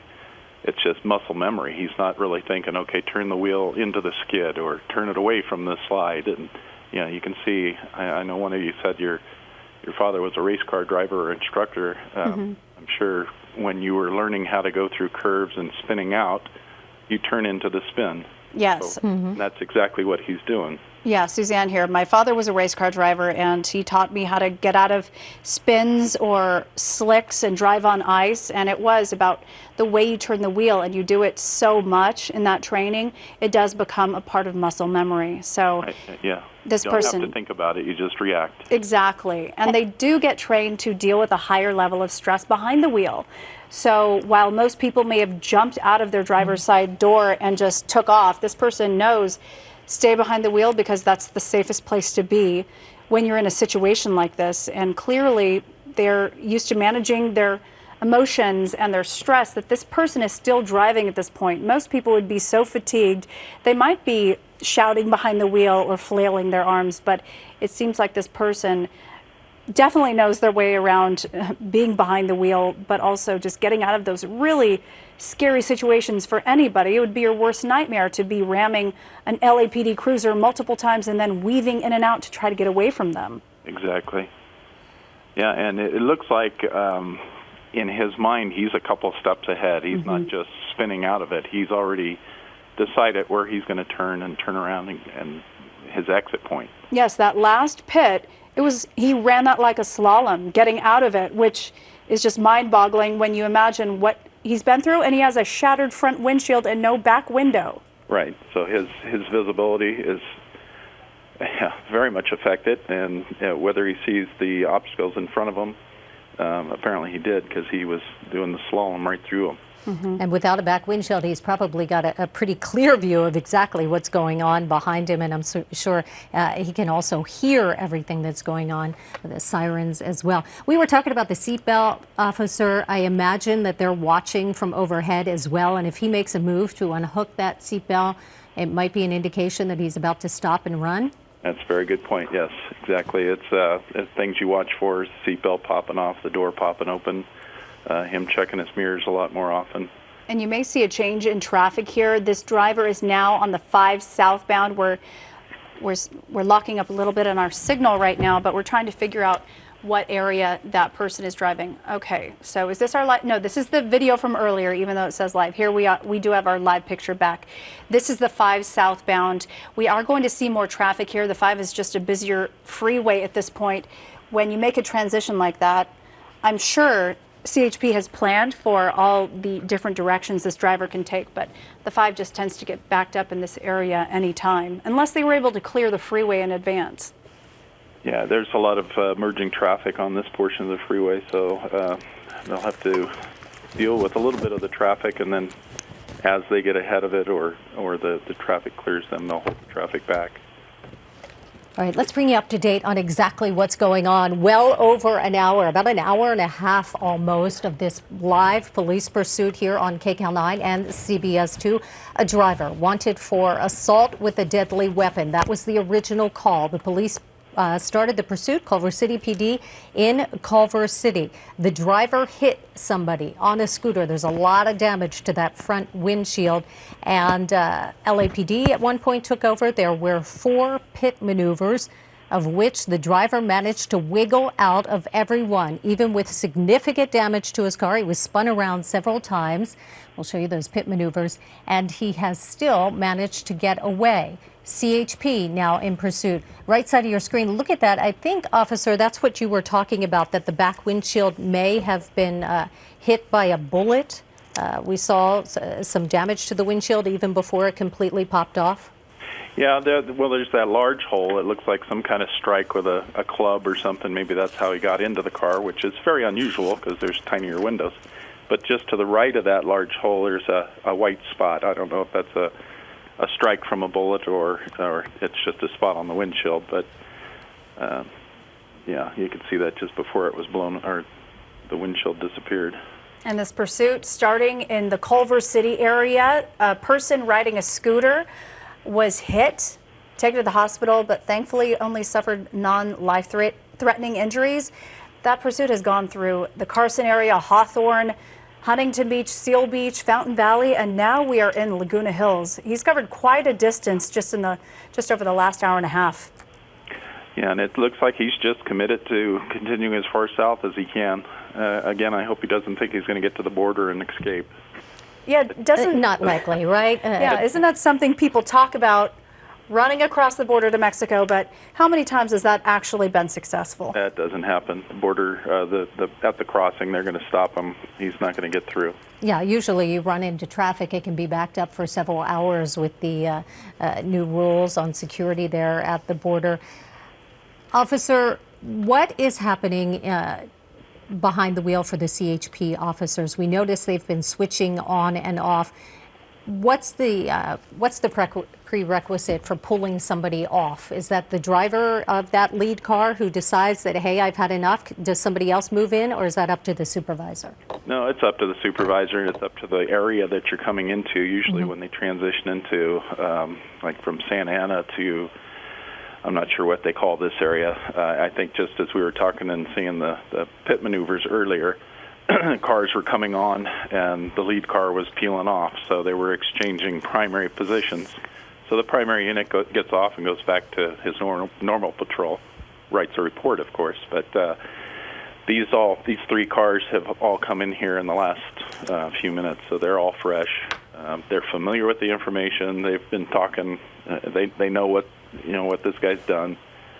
So it's not like they're coming in blind. But now that you got fresh set eyes, you've got fresh bodies that are not hyperventilating, not pumped up on adrenaline. They're going at a fairly slow speed, so they're able to think clearly. They're thinking ahead. They're thinking, and again, there's a whole list of things they're thinking about, whether to continue the pursuit, whether to abandon the pursuit, to try more extreme measures like a pit or a spike strip. But that kind of thing, they run through the supervisors. It's not just an independent decision. And these officers are also familiar with the area, with the freeway and the nuances and the traffic flow. And that's the reason they switch, is because you want guys that are familiar with the area, guys or girls that are familiar with the area. You want people that have a fresh car full of gas. Their radios are able to talk to each other. They're not out of range of their radio repeater. So, yeah, that's the benefit of switching the cars. And Officer Griffiths, let's pull up the pit maneuvers and the ramming that happened before noon. So this happened over an hour ago, but this driver has not just been leading officers on a chase, a slow speed chase it appears at this point. There have been moments where this driver sped away after being rammed by cruisers. The first pit maneuver was done and the driver spun out, did a 180. The second one happened, and that's when the bumper was loose, and possibly that's when the back window popped out. The driver had already smashed in the front window at this point. About the fourth or fifth, the driver was boxed in by 3 LAPD vehicles. 5 officers got out with their guns drawn. Here we're going to see the first one right here. You see him tip the back. That's when we thought, hey, maybe this is going to end. Right? Every time there was a pit maneuver, we thought that was the end. Yeah, did a 180 and then look, just got out of that without hitting any other vehicles. These are LAPD cruisers. Some of them had given chase because they had already blocked off the area. They'd been chasing him for a while because that driver's wanted for hitting somebody on a cruiser in addition to assault with a deadly weapon. So this is the second attempted pit maneuver here, the driver getting out smoothly again. The third one is where it really starts to intensify because the driver's going faster. You're going to see the LAPD SUV clip the vehicle, the back window, and the bumper are loose. That's when you see all of the officers get out, guns drawn, they're calm. They aim at the vehicle, but Officer Griffiths, you even mentioned how the Honda Civic's wheels were spinning, so possibly was driving toward their vehicle even as they were out. Yeah, he was up against the front of that police unit with his tires spinning. I dare to say if he had been 5 feet back and his tires were spinning towards him, they would have opened fire on him. With him up against the car, it's not going to cause that much damage to them unless they push their car back over, the doors hit them. But they don't want to create a situation where they cause a shooting. It's going to be this guy's actions that cause the shooting, not theirs. An officer, that has got to be a scary feeling, though. You and 4 of your comrades are out. This car's wheels are spinning after several attempted pit maneuvers. They've really taken some chances here with their own safety. They really kept cool heads all afternoon in dealing with this person. Well, and LAPD hires a lot of good policemen, and you're seeing them in action right here. They use their heads. They're not robots. They're independent thinkers, but they also take into consideration their safety, the safety of citizens, the safety of the suspect. Yeah, this is the moment. Yeah. They're not going to shoot him if they don't have to. Right. Yeah. And when we see these pit maneuvers, this is not the first time they've done this. They've done it in training, even if they haven't had real experience out on the roads. Exactly. They've done it over and over and over again until, again, it just becomes muscle memory. And that's, again, we go back to the driver of the suspect car. He's doing things that he doesn't even think about. He's just doing it out of instinct. Yeah, it's interesting to me that you can recognize that in a driver. That's something that you're trained to look for as a police officer as well? Yeah, I think you just look at it, and the norm is they spin around and they throw their hands up in the air, and they're completely confused, and oh my God, what just happened? But This guy is just like, okay, this is going to happen, this is what's happening next, and I'm just going to go right through it. I think that's why it reminded me of my father in teaching me and taking me to driving school is even though it looks like creativity on a racetrack, there are it's geometry and it's mapping out how you approach a curve or get out of a spin. And that's what we recognized when we saw this driver is there's clearly training involved here. And for lack of a better description, it's like a well-performed dance. You know exactly the next step. You're just flowing right through it, and that's exactly what this gentleman's been doing. And of course, for the past hour, has been on the 405 freeway, picked up at around Manchester, and now in Laguna Hills. So very far distance, because the LAPD and the CHP closed down most of the freeway, most of the on-ramps and off-ramps. We've seen some vehicles that were already on the freeway, and when we did look back at traffic, we did see they haven't closed the freeway altogether. They've just held traffic back so this driver isn't colliding with any other innocent vehicles and civilians out there. But it's absolutely affecting traffic and the commute today. Thankfully, it is a holiday week where more people are off of work, but today is one of the first days people are returning after the holiday break. Right, and the light traffic is sure a benefit to everybody involved. Yeah, it kind of brings down the tension level, I would imagine. Exactly. It's not one less thing to worry about, but a multitude of things less to worry about. He's not weaving in and out of cars. There's not stop traffic ahead where he's coming up on them. And you could see CHP in that live picture we just showed you holding back the flow of traffic behind them. Right, yeah. And was that a mix of law enforcement vehicles, or were those mostly CHP vehicles and then regular traffic behind them? That was just two CHP vehicles holding all that traffic back. Wow. Officer, we talked about how even though they may know who this driver is, it's likely he has a cell phone with him, they won't try to reach out and talk to him on the phone while he is driving. Is he slowing down and moving to the right side? It may be. I mean, they can do a hostage negotiation kind of crisis intervention thing on the phone while they're pursuing him, if they find out who he is, and if it's not going to hype him up, if that makes any sense. If you talk to him and try to get him to calm down and just pull over, ensure him he's not going to be injured if he just stops and gives up. And there really is no way out of this. It's just to the point that it's gotten kind of ridiculous. He's just going to continue on until his car gives up or his car runs out of gas. And that car barely resembles what it looked like just over an hour ago. It's missing the bumper. It's missing the back window because that popped off during one of the attempted pit maneuvers.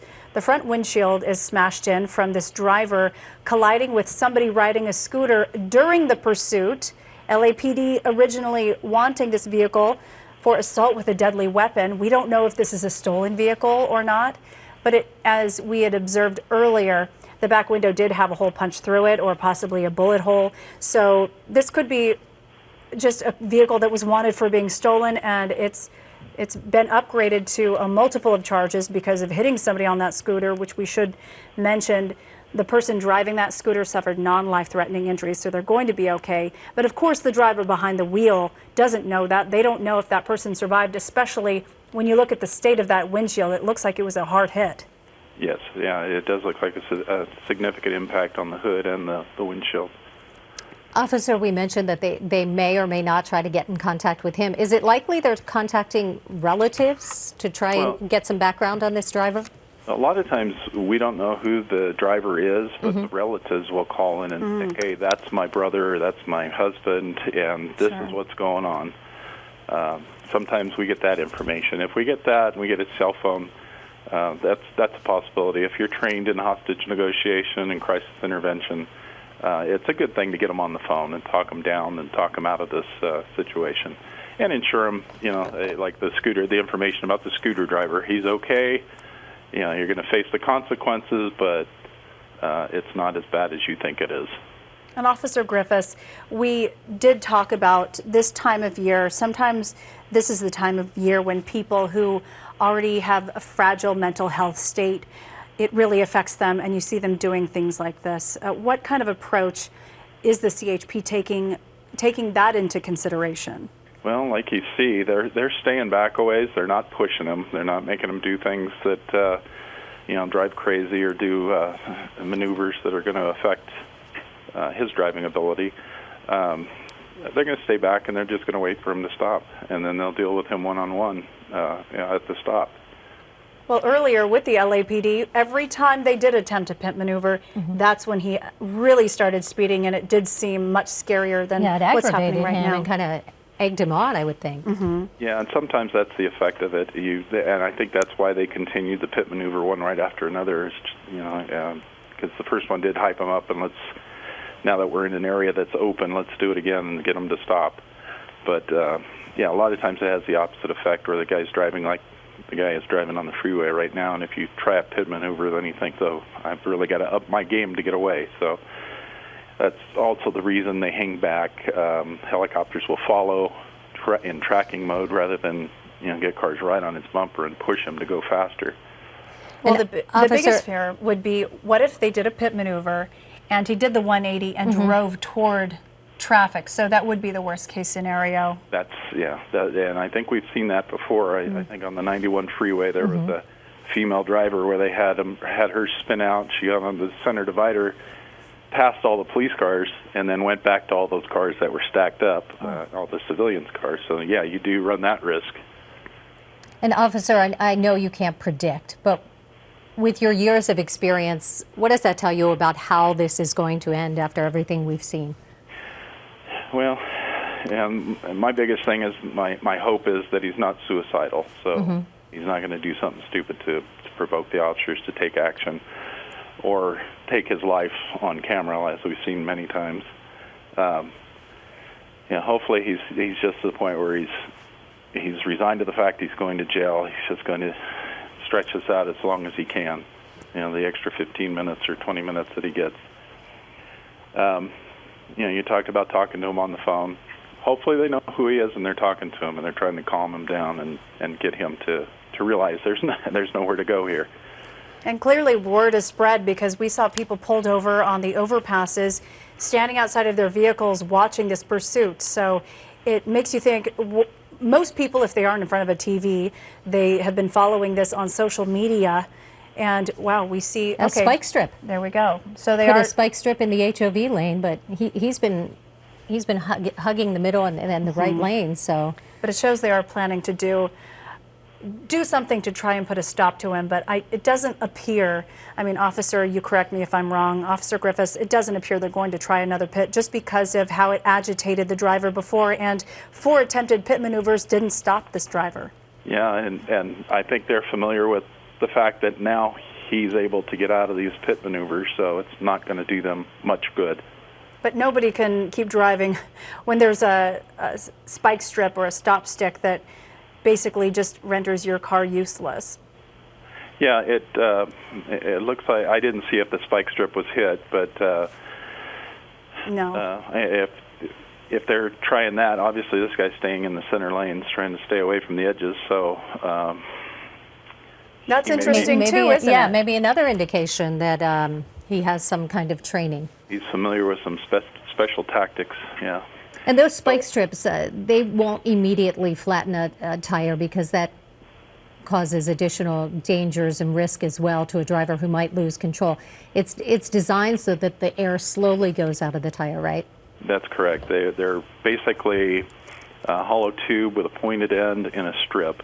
When you run over them, the tire, the sharp end goes through the tire, implants itself, tears it off the strip, and then as you go down the road, the air will leak out of those holes, or the tube. So yeah, it doesn't cause a major blowout. It'll cause the tires to go. It's fairly fast, but it's not a blowout. Air will leak out. They will either lose control, or it just becomes uncomfortable to drive, and they know they're not going to be able to control the vehicle, and they'll stop. It's incredible this driver has made it all the way to San Clemente. And it's incredible not only because this started way back in Culver City, and an accident with a scooter where the driver hit this person, and thankfully they didn't suffer life-threatening injuries, but that he's covered this much distance in about an hour and a half, mostly because of the amount of law enforcement involved. LAPD, CHP, all closing off on-ramps and getting the traffic out of the way just for this person. Yes, and they do call ahead. With the like you said, everybody's monitoring this. The officers are monitoring too. They're listening to social media. They're listening to their radios. and they know where the guy is, and any on ramps that are coming up, they'll go up to the on ramps and try to close them off, so more people aren't on the freeway and more potential victims. And officers, beside the fact that he's breaking the law and CHP is in pursuit, he really has no reason to pull over right now. This is about the most calm we have seen this pursuit. Yeah, and as long as he's calm like this, they'll just continue to follow. It looks like they've tried the spike strip a couple times, which is it's pretty dangerous for the officer on foot throwing those spike strips out unless he's got really good concealment or cover. You're out in front of a car that's going along that's already proven that he's not going to stop for anything, and you really don't want to put yourself in a hazardous position. But if you can get those spike strips out safely and in front of that car and flatten the tires, that would be a great thing to get that car to stop without any kind of force other than the spike strips. Back to a pit maneuver. If you have to do that again, it's going to either jack him up or cause an accident. I've seen cars flip when there's a pit maneuver, and there's injuries. And I think at this point they just want to get this guy stopped and get him to surrender and get out of this with no injuries. Yes, and maybe we can bring up some of the video from earlier if people are just tuning in at 1:15 this afternoon. We started following this chase around 11:40, and this driver has been pitted 4 times by the LAPD. Now CHP is following because it's been handed over to different agencies. See, there's that window you were talking about earlier, officer. Yeah, it's a big hole in that back window. And possibly a gunshot bullet, a hole right next to it. So we don't know what happened before then. We don't know if it's a stolen vehicle. But back when this driver was on surface streets, that's when it got pretty scary. Now, this is when traffic had been halted and this driver was just casually driving through red lights like you see right here. And, well, it's green right there, but later on we're going to see them go through a stoplight, blowing through several intersections. And LAPD cruisers have traffic stopped. And at one point, one of them turns around, and I think that is one of the vehicles that initiates the first pit maneuver. But we are going to see this driver who clearly has some sort of professional training, whether it is law enforcement or whether it is military or whether it's just professional driving. They're able to get out of those pit maneuvers every single time. Doesn't really rattle this driver. We just see that person continue on. And like you were saying, Officer Griffiths, agitated this driver. Yeah, it made him want to get away a little bit more. You're looking at some of the after the pit maneuvers, he doesn't really increase the speed, and he doesn't get crazy and start driving into oncoming traffic as we've seen before, but he just continues on his business as usual. Almost like, okay, there we see where the bumper is hanging on by a thread and the back window popped off. And this was probably the scariest one. Like you said, the driver appeared to be hitting the gas while they were parked. But thankfully, like you said, if they were just a few feet away, a ramming would have probably initiated them firing their weapons, but they didn't. Right. And that's, I compliment the LAPD officers. That's extreme self-control on their part. And look at that driving with a busted windshield. How difficult would that be just for the average person? Yeah, he can't see a thing out of that, out of the front of it. I'm sure he's leaning a bit to the left just to look out of that little strip. If you're just joining us, we've got a police pursuit. This is breaking news on KCAL 9 and CBS 2. A pursuit that started in Culver City. The driver wanted for assault with a deadly weapon, and this thing just keeps going on and on and on, all the way into Orange County now, the San Clemente area. Concerned that the driver might be trying to make it to the Mexican border, but we know it won't work. There's a lot of border control and border control agents there who will put a stop to this. He is wide open on the southbound 5 freeway right now, and you can see that the CHP is close behind him, but not being very aggressive right now, and that's because this driver is just sort of settled in. Looks like he's going just about the speed limit on the southbound 5. Earlier, this pursuit was a lot more intense. He actually hit a person on a scooter damaged his front windshield. The person's going to be okay, was taken to the hospital, non-life-threatening injuries, and also went through those 4 pit maneuvers by LAPD, now approaching the Camp Pendleton area, and just not much traffic on the southbound 5 freeway right now. We've been talking with Officer Chuck Griffiths retired from the Riverside Police Department. And officer, you said that the way you have seen this driver handle himself this afternoon, it looks like he might have some experience in, I don't know, tactic evasions, how to drive a car and slip out of the police control. Yeah, he looks. Excuse me. He looks like he was either an instructor in in pit maneuvers or some kind of instructor in some advanced driver's training, or has some special forces training, special training through the military. Yeah, it's not something he's just gone through once. It's apparent that he's done this several times. And because of the intensity of what they went through earlier, as we see on the right-hand side of our screen, we can tell that they have backed off. So this live picture we see is very different than things were going more than an hour ago. So clearly, because he's on a freeway, because there's so much traffic trailing behind the officers, they're trying to be careful that this person doesn't get any more agitated. If anything, the safest thing is to wait until this person runs out of gas. That car is beat up. The back driver's side wheel is, whether it's the hubcap jumping around or the back tire is messed up, it seems like they're just, at this point, doing what's safest for everybody. Right, exactly. And you don't want to push this guy to do something that ordinarily he wouldn't do. You're not going to create a situation where you have to take some deadly force or action that you don't want to do. We're going to leave the decisions to this guy at this point, because he can stop. We can force you to stop by flattening your tires, and I think that's probably the best option at this point. Pitting his car did not work, and the bag of tricks is kind of running out here. So what's the reaction of LAPD when they attempt 4 pit maneuvers and the driver gets away? Well, and again, they don't do this every day, and they do it through training. They do have recurring training, but if it's a skill that you're going to lose if you don't practice it, if you aren't involved in it every once in a while. And they do have to have recurring training. And they did an incredible job of just showing restraint. I mean, they tapped the vehicle in just the right way, did the 180 that would disorient any normal person.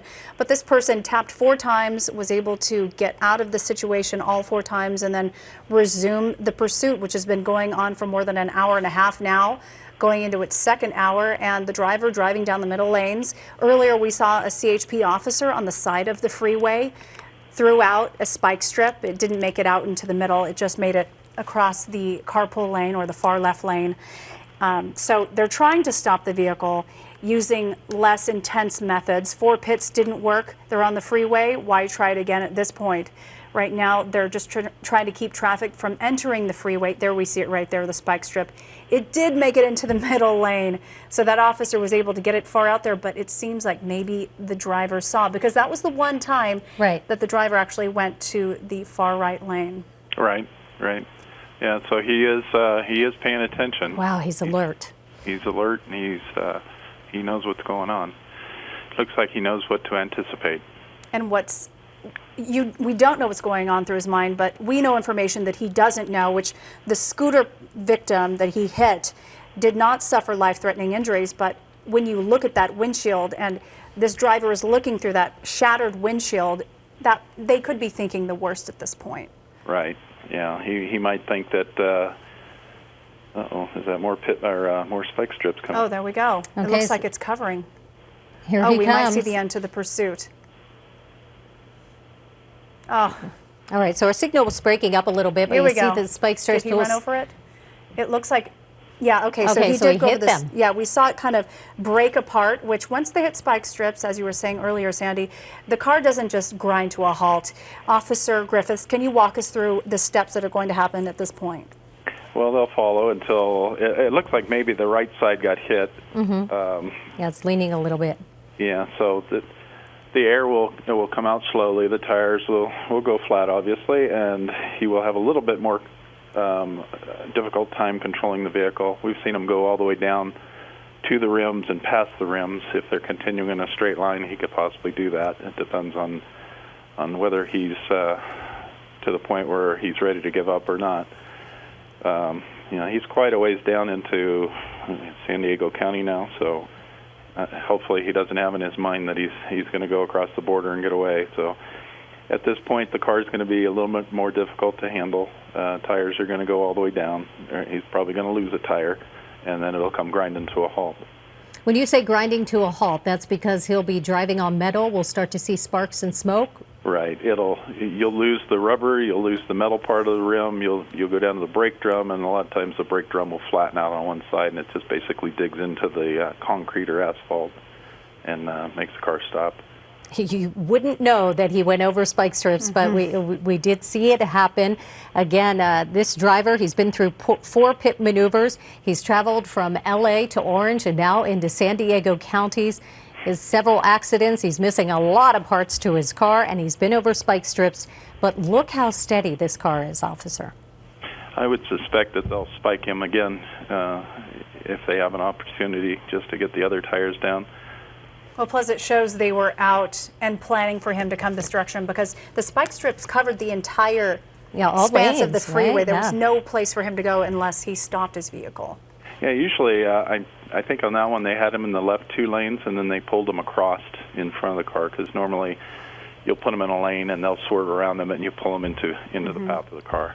All right, so for the officers who are in pursuit, there's a lot going on behind the scenes right now, because they're anticipating that it could end, and so they are planning for how they're going to bring this driver into custody. Right. I'm sure they're talking to each other and talking about, if he runs, we'll stay, the lead car will stay in the car, K9 unit will be deployed, and that way there's no officers that are injured inadvertently by the K9. The dog will go after the suspect running. And contrary to what it looks like, the officers are in control of what happens for the most part, because they've had a lot of time to plan this. And as you mentioned, they've got the K9s ready to go, but they just can't predict how this guy's going to react. Right, and that's why you go through scenario after scenario in the academy, in recurring training.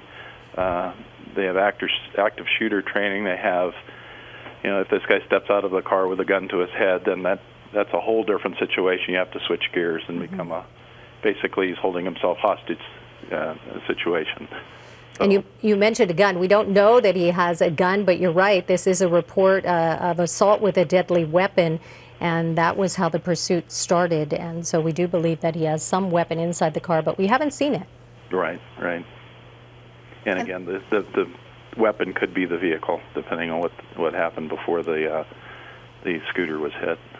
That's right. And this pursuit started in Culver City. The person riding the scooter was hit in Playa del Rey. The chase has gone through Hawthorne, Inglewood, Carson, Seal Beach, Huntington Beach, Fountain Valley, San Clemente, and now we passed Camp Pendleton, going into San Diego County. Right. I think Oceanside, or you should be in Oceanside or somewhere pretty close to that now. And officer, you've mentioned that he might be trying to make it to the border. What is that scenario? Do people just have in their mind that that's how to escape? That's how to get to freedom?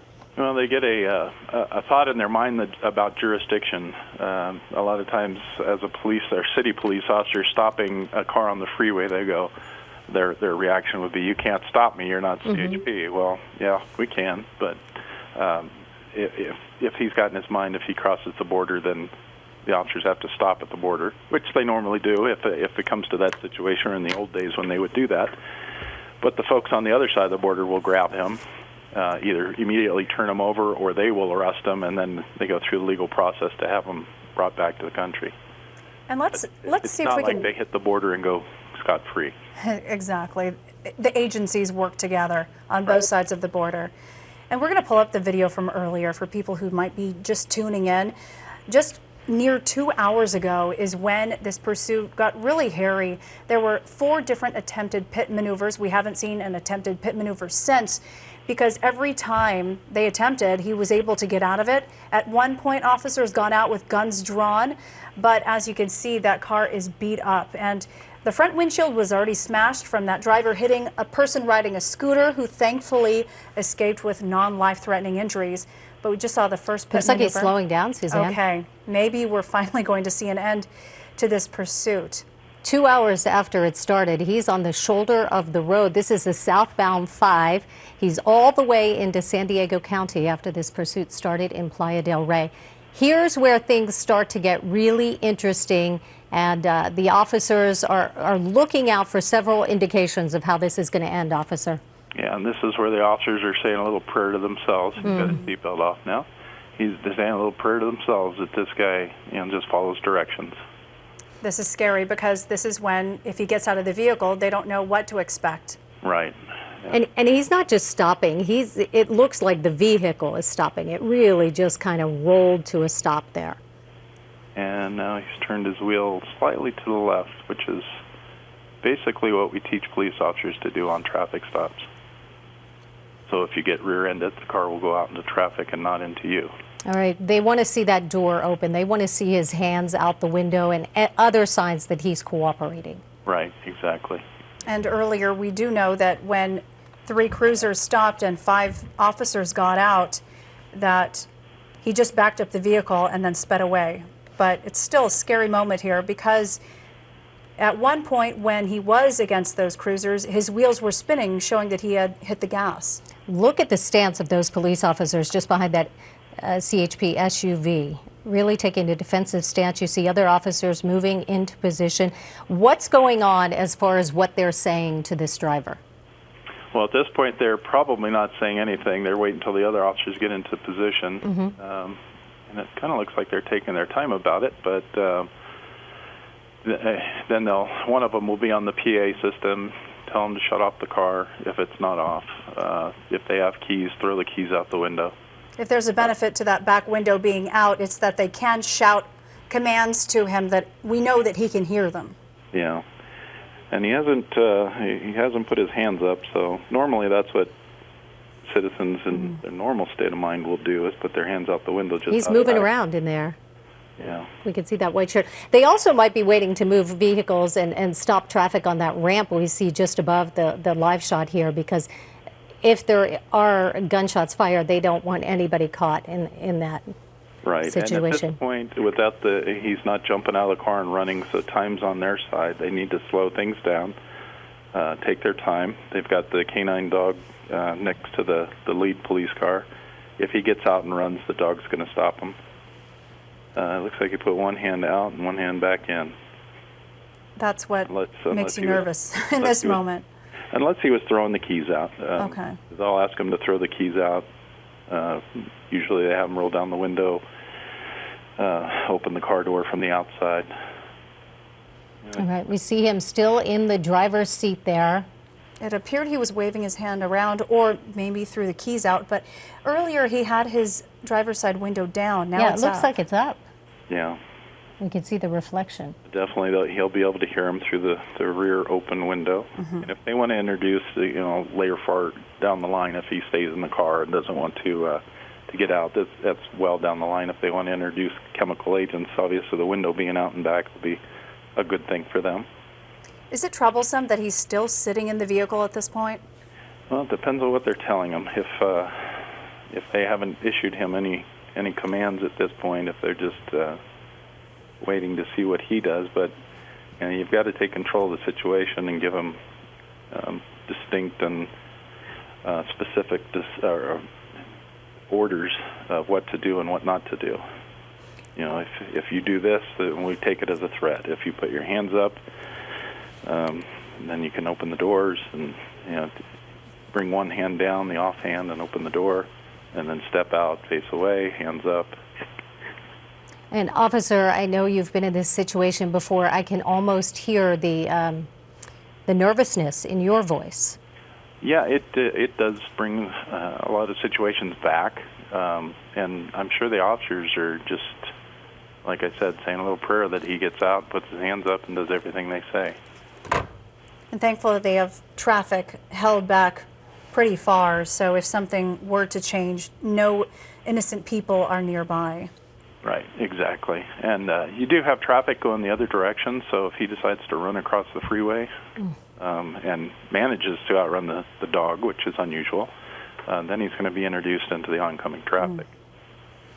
Let's hope they can get to a safe conclusion to this pursuit. It's been a long, more than 2 hours, starting all the way back in Culver City. We see his front windshield damage from hitting somebody who was riding a scooter. That person is going to be okay, but of course the driver doesn't know this. This driver doesn't know if he hit and killed somebody while the pursuit was happening. We've seen his arms moving around inside the vehicle, but can't tell what he's doing. It appears that he had his hands outside of the window earlier, but the window is rolled back up again. Right, right. And from this indication, it looks like he's just going to sit there and make this a He's longer, reaching for drawn-out something. situation. Yeah, he's moving around. Right. Going through his papers. That's what it looked like. Officer, it seems like it's taking longer than usual for him to comply with orders. Does that tell you something about the way the CHP is handling it or about the way the driver is reacting? Well, again, I'm not sure what orders they're giving him at this point, because if that was my scene, I'd have more personnel on scene, more resources. Looks like they only have three marked units on a motorcycle and then a plain car behind that. But if they're giving him orders to put his hands up and he's not doing it, then they're just going to hold. They're not going to approach. They're going to wait for special tactics team to respond with their I can't remember what they're called. The armored vehicles come up and extricate them from the car. And how would that work? Well, normally they just bring one or two Bearcats, and they'll either put here's the door opening now, but they'll bring a Bearcat to the front, Bearcat to the rear, and just basically pin them in and close the door again. What does that mean if he's opening the door and closing it? Do you think he's communicating with them? Unless he was volunteering to get out and they weren't ready for him. Well, you said you didn't think it looked like there were enough units there. Clearly, CHP was spread out across a huge area when you think this started all the way back in Culver City, and now we're in San Diego County. We're in the third county we've entered. Do you think that's what they're waiting for? It may be. They may be waiting. Maybe they know something that we don't. Maybe they need a crisis intervention guy so they can get him there before before he steps out and does something stupid. If it is somebody that they think is mentally impaired or going through some sort of crisis, like you said, they would bring in somebody. Would it be like a situation where they talk this person down, where it takes special training more than what a standard officer would receive? Yeah, there is. Looks like an arm out of the window again. Yeah, more extensive training. Most officers do receive the training, but the additional training that the assigned hostage negotiator, crisis intervention officer, they go through scenarios on a Doors weekly open. basis. Okay, the door is open. Sorry to interrupt you, officer. We're going to see what's happened. And it's closed again. So that's the third time he's done that. Boy, we're just hoping for a peaceful end to this pursuit. We know the driver has resisted arrest for well over 2 hours now, traveling through LA, Orange, and into San Diego County. He's been through 4 pit maneuvers, ran over a spike strip, and now he is on the shoulder of the road. So you see a number of CHP officers lined up behind him. We believe that the K-9 units are there, and we are waiting to see exactly how this comes to an end. But we know that the driver obviously has not complied for well over 2 hours. Let's hope that this ends safely for everybody involved. Seems like a lot of movement in the front seat at this point. I'm not sure what he's doing, but he's either going through things on his front seat or looking for something. What can you tell? Oh, here it opens. The door opened again. I don't know if we're purposely staying off of the shot because something might be happening, or what just happened. But it looks like he closed the door again. But we did see the driver rifling through papers. It looked like in the passenger seat earlier. Right. Yeah, and you could see the reflection through the the broken part of the glass, there was quite a bit of movement. What can you tell about the officers and how they're assessing the situation by the way they're moving around and the way they're standing? I see some officers turning their backs. Well, you've got officers with long rifles. You've got officers with less lethal. You've got the dog. So you've got officers that are covering. You don't need 40 guns pointed at this guy rather than just 2. So as long as somebody's covering them and walking around, those are probably supervisors in the rear of the cars. Yeah, supervisors who trust their fellow officers. Right, and they're assessing the situation. They're giving commands. They're basically the director, the quarterback, and the officers are following their direction. All right, so he's on the shoulder of the southbound 5 with a lot of CHP behind him. It looks like at least 6 units. But the traffic's still flowing on the northbound side of the 5 freeway. Is there a reason that they're letting the traffic go through? If that portion of the freeway is more elevated on the northbound side or not, I don't remember. But yeah, that would be a consideration to keep the traffic coming northbound at a distance, because as you said, if there's a shooting, bullets do travel. All right, for those of you who just joining us, we are well into 2 hours of a police pursuit here on KCAL 9 and CBS 2. It is breaking news. Now it is a standoff on the side of the southbound 5 freeway in San Diego. This is the Camp Pendleton area. CHP is right behind this driver who has been moving around quite a bit in the front seat of the vehicle. We've got our Dave Lopez in the area right now. And Dave, I understand you're very close to where this pursuit is ended. I am right behind the CHP officer that is blocking all the traffic behind me. I was able to weave my way up here. I can clearly see straight ahead on the freeway. I can see the car off to the shoulder on the right-hand side. I'm southbound lanes. I'm right at the Las Pulgas Road off-ramp. I'm looking at the sign. It says Las Pulgas Road, next exit. If you're familiar with this area, you know that the next stop would be the wide open spaces before you hit Camp Pendleton. In fact, I can see the Naval Hospital off to my left. As you described earlier, traffic going northbound is slow, but it's moving. I can count 1, 2, 3, 4, 5 CHP officers that are in numbers 1 and 2 lane blocking the area of where the car is. The car, I'm probably about a mile from the actual car where he is now. We're not allowed to go any further. I tried, believe me, but they said this is as far as you can go. And when we joined this, I was going northbound on the 405, and that's when he made his turn on the southbound. And I got a real clear look at him. He appears to me to be a man. I know we're not giving a lot of information about who he is yet. We do have his name, but we're not going to put it out in the air yet, I'm told. But he was very calm. He definitely was in the car by himself. I know there were earlier reports that he had someone in the front seat, but what I saw, and I got a really good look at him. Oh, the door opened and closed again. Go ahead, Dave. Sorry to interrupt. No, that's okay. That's okay. No, he has a beard. He appears to be probably in his 30s maybe, and he appeared very calm. I mean, the car looked like it was ready to fall apart when I saw it. I don't know how it lasted this long, but that's where we're at right now. We're just waiting to see just how much longer they're going to wait this out. But traffic is really going to start backing up. I mean, it is coming in here. The CHP did a marvelous job of keeping the traffic flowing and keeping it very safe. But I'm looking straight ahead at them. A number, like a virtual army of CHP officers, and I'm as close as I am allowed to get right now. Yeah, Dave, we know LA drivers deal with traffic every day. That's not to say that we like it. How are the drivers out there who are just stopped on the 5 southbound? How are they reacting? Well, they all have their cell phones, obviously, and they're taking pictures of what you can see on the chopper. I haven't gotten out of the car yet to talk to them yet. But this was probably one of the longest traffic breaks in the history of the CHP. I mean, they start. We've all been caught in that when something falls on the freeway or there's a traffic accident, and they're weaving their way to keep the traffic from jamming everything up.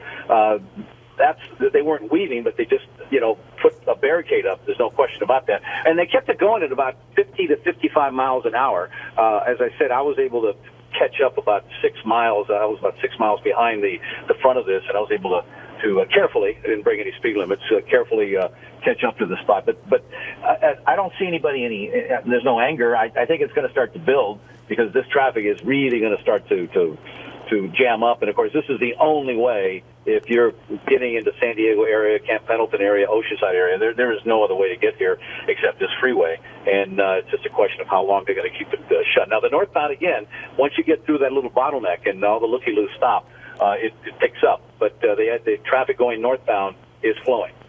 And Dave, you mentioned that you were able to work your way up toward the vehicles that were pursuing the CHP officers. This driver on this pursuit has been going, about 40 miles an hour for about the last hour and a half. So after those intense run-ins with police, 4 attempted pit maneuvers, the driver, once he was able to get on the freeway, just went in the center lane and kind of hit cruise control. No question about that. They say he was going about 50, and I don't know. I mean, this is one of the longest in miles-wise of pursuit that I can remember. Of course, we certainly covered a lot of them. I've covered a few where they actually try to get to the San Diego border, but of course, when they get to the border, they can't. There's no way they can cross it. I don't know. We can't read into what his mindset was, but I wonder if he was attempting to get to the border or at least further into the San Diego area, because once he got past the border checkpoint, it's about a 17-mile stretch where there's nothing. There's no on-ramp, there's no off-ramp until you get to Camp Pendleton. So unless he didn't know the area, he had to be aware of that. He had to know he was low on gas. I asked a couple of friends of mine how much mileage does this car get that he's driving, and they said he's pretty close to 40 miles a gallon.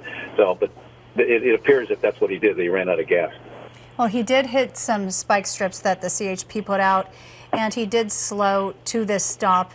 Of course, we don't know what's going on through his mind, but this pursuit had already started when he hit a driver who was on a scooter.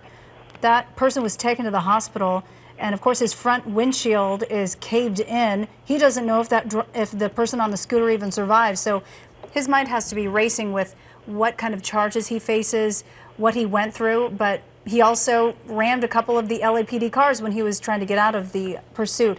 We can see him he seems agitated right now, but his emotions seem to be changing because at points he's reaching into his into the passenger seat. He got out some papers. He's put his hands outside of the vehicle a couple of times, but right now it looked like he either shook his fist or hit the steering wheel, but clearly dealing with some frustration. He's missing his back window so he can hear them clearly if they're yelling commands at him. Yeah, and obviously he's trapped, right? He has nowhere to go. He's got a number of CHP officers behind him. Dave, we've seen pursuits come to the end on the side of the freeway many, many times, and usually the CHP or the police agency that's in charge will offer their commands, and the suspect will either comply or try to make a getaway. Pretty unusual, but that he's been sitting on the side of the freeway for more than 15 minutes now. Well, and again, Sandra, when I passed him, and I said I got a really good look at him, he seemed about as calm as you can be. You're going out for a Sunday drive. I mean, his head was back. He was looking straight ahead. He had both hands on the steering wheel. Granted, it was about a 10 to 15 second look that I had at him, but he did not. He appeared not to have a care in the world. And like I said, it is just we've covered one, we've covered 100 of these. And some, and again, we don't know. I don't want to speculate. We don't know if there is a weapon in the car. We don't know if there's anything that his family might have gotten a hold of the CHP or police agencies and given him information. We don't know, but we do know that the officers do not want to take any chances. We have seen people shot on the air before. We've seen them come to a stop. I mean, the Harbor Freeway is very vivid in many people's minds, so. We don't know. Now they're running a couple of more traffic. CHP officers are now going up there with lights and sirens flashing. You'll probably see them. And my cameraman just walked into the area. Again, this has been one of the weirdest pursuits I think I've ever covered. I can't remember driving this far and weaving in and out of traffic to try to catch up to a spot here. But again, this is a extremely rare situation. So we're going to see if we can get a signal from here, and hopefully we'll be able to get you a little more information as time goes on. But again, as I'm looking straight ahead, it's a virtual army. I mean, you got the chopper shot above you, but I mean, it's the freeway's wide open. It is it is deserted. There are all kinds of lights flashing, 1, 2, 3, 4, 5, 6, 7, 8, 9, 10, 11, 12, 13, 14 squad cars that I can count from where I am now. And again, my location is Las Pulgas Road. Says next exit 62. We're just playing the waiting game, and hopefully he doesn't tie up traffic much longer because, as I mentioned, if you know anything about Southern California and how to get down to San Diego and point south, there's no other way. And Dave, it looks like, well, we could hear the sirens in the background from where you are, very close to the end of this pursuit, what we hope is the end of this pursuit. And it looks like more CHP officers are moving into position. Oh, yeah. As we were talking, that's why I counted them off again. I saw 4 more go up there. And from where I'm, again, I may be off by a couple, but it looks to me like there's at least a dozen squad cars up there. So I'm sure they have some kind of plan.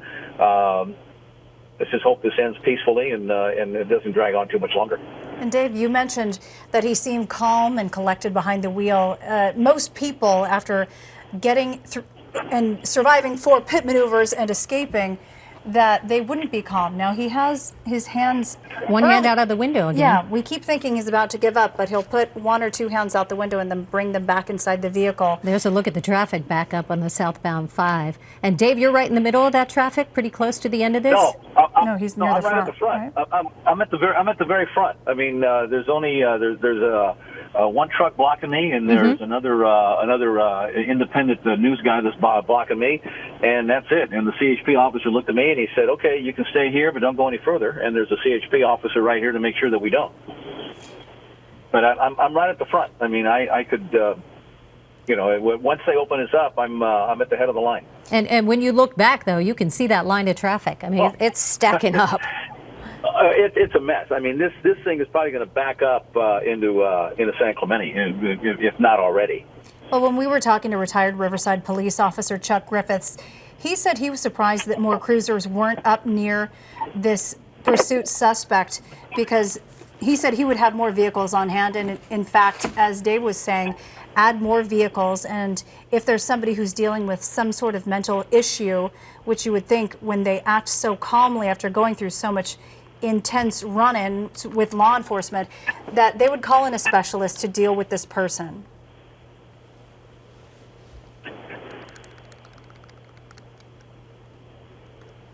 All right, we're looking at the CHP officers, the ones who have their guns, their rifles pointed at this suspect. This is all happening on the shoulder, the southbound 5 near Camp Pendleton.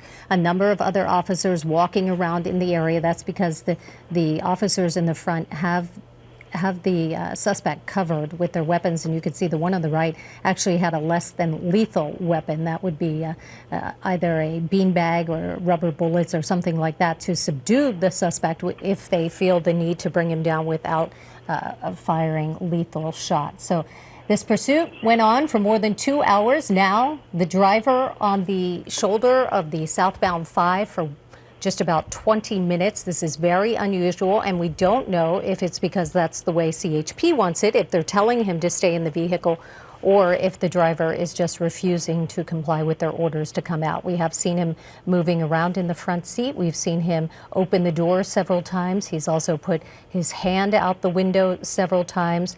This is a guy who's wanted for assault with a deadly weapon. We don't know if there's a weapon inside the car, but you could see the stance of those CHP officers, and they are obviously very concerned about the way this is going to end. And one of the officers that we see has a canine at the ready in case the suspect were to run. There we see him right in the middle of our screens. Whether he were to run or whether he would try to attack. We've seen them release the canines when it appears they have a weapon behind the wheel.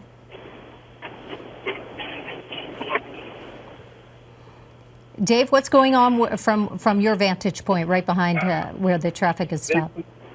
Well, they just have they have us blocked off. I mean, surprisingly, there's very few people out of their vehicles.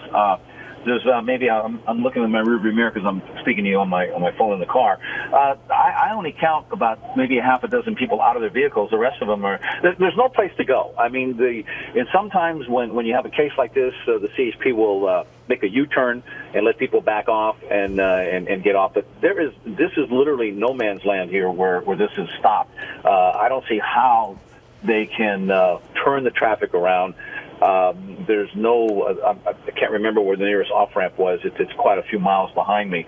But for now, everybody seems to be calm. No one is losing their temper or patience or anything like that. A couple of people are, again, not as many are taking pictures with their cell phones now. There's really not much to see because we're such a distance away from the actual car that stopped. But at some point, if we're still talking here an hour from now, I don't think it'll be the same situation. I think people will start to get a little upset about how long the delay is. But for now, there's just absolutely nothing you can do. You're just stuck right in the middle of nowhere. And of course, what happens with traffic depends on how this pursuit ends. If there is shots fired, then the freeway likely will be closed for a matter of time. If it is simply where he complies, they'll get him into custody, take him away, and very quickly they will start to move that traffic through the area. Yeah, what surprised me also is as I was making my way up in the traffic, maybe it's because people had a route to go to or a specific destination, but obviously they knew what was going on. They saw the flashing lights. They saw the huge traffic break. I didn't see that many people getting off the freeway. Normally you say, hey, enough of this, I'm getting off it here. But there were very, very few people that I saw getting off the freeway, which surprised me somewhat. I mean, I was tempted to get off the freeway and try to weave my way around some of the traffic, but the best way to catch up to everything was staying on the freeway. But I thought unless these people have only one destination and they had no choice, or the curiosity factor. Yeah, they might be regretting it now. We're 25 minutes on the side of the freeway. If they have any kind of appointments in the next hour in Oceanside or any point south, they better make a phone call and say, I'm not going to make it. And if you don't believe why I'm late, just look at TV. Yeah, turn on the TV, right? We've got the end of a police pursuit, what we hope is the end. But right now, that driver has been sitting in the car on the shoulder of the southbound 5 for 25 minutes. And we don't know. Go ahead, Dave. I'm sorry. Yeah, from where I'm sitting, I can't see his movement, so I don't have any clear view of him in the car. I could see the back of his car, but it's too far away for me to see any movement he's making. So that's why I'm glad you're reporting that his movements and what have you. But again, what stunned me the most when I saw him on the freeway, because I know by the time I passed him, this thing had gone on for almost an hour. It was calm. He was very, very calm. Whatever he was running from, it would be. Keep an eye on that for a second. Yeah, that was my cameraman Marvin telling me to watch his camera. Nobody's going to steal it here. We're hoping that we can get a signal. Although we're in one of these positions where I don't think our signal will cover. So we're trying to figure out a way how we can get you some live pictures from here. We're going to be working on it as soon as I hang up on the phone. But again, just to reiterate, I don't want to beat a dead horse on this, but he looked very, very calm, which surprised me in itself. And again, I have no idea if they feel that he may have a weapon. I don't know all the details that we're allowed to give out or not give out. But he obviously had no intention of stopping. Yeah, Dave, you said you actually passed the car. Is that right? No, I didn't pass him, Sam. What happened was they were directing me on where he was going, and I was heading northbound because he was, for a while there, he was circling around the airport area. So I was going northbound on the 405 freeway, and just as I was making the turn northbound off the 105, that's when he decided to get on the 405 southbound. And so I saw all the flashing lights of the cars that were following him, and then I looked over and I saw him. And I saw the car, and I saw him. So he was going in the opposite direction when I saw him. And what did the damage to the vehicle look like at that point? Oh, it looked like a beat up jalopy. I mean, I don't know how in the world the thing, much less was running, much less was staying together. I mean, the windshield, you can see clearly the windshield shattered. It was shaking. The vibrations especially on the right hand side of the car was just shaking. I mean, I was, like I said, as I kept driving and listening to the reports and getting information from the desk, I was shocked that he kept going. I mean, I don't know what in the world kept this car together. Yes, this driver, originally the pursuit starting in Culver City, then that windshield shattering, Dave, because he hit somebody riding on a scooter. Thankfully, that person is going to be okay, according to police. But the LAPD wanting this driver for assault with a deadly weapon. And when you saw him, Dave, you said he appeared completely calm. This was after, I think we have the video, hopefully we can pull it up in the next few moments, 4 attempted pit maneuvers by the LAPD. Every time the vehicle lost another part of its, whether it was a window or whether it was busting a bumper off.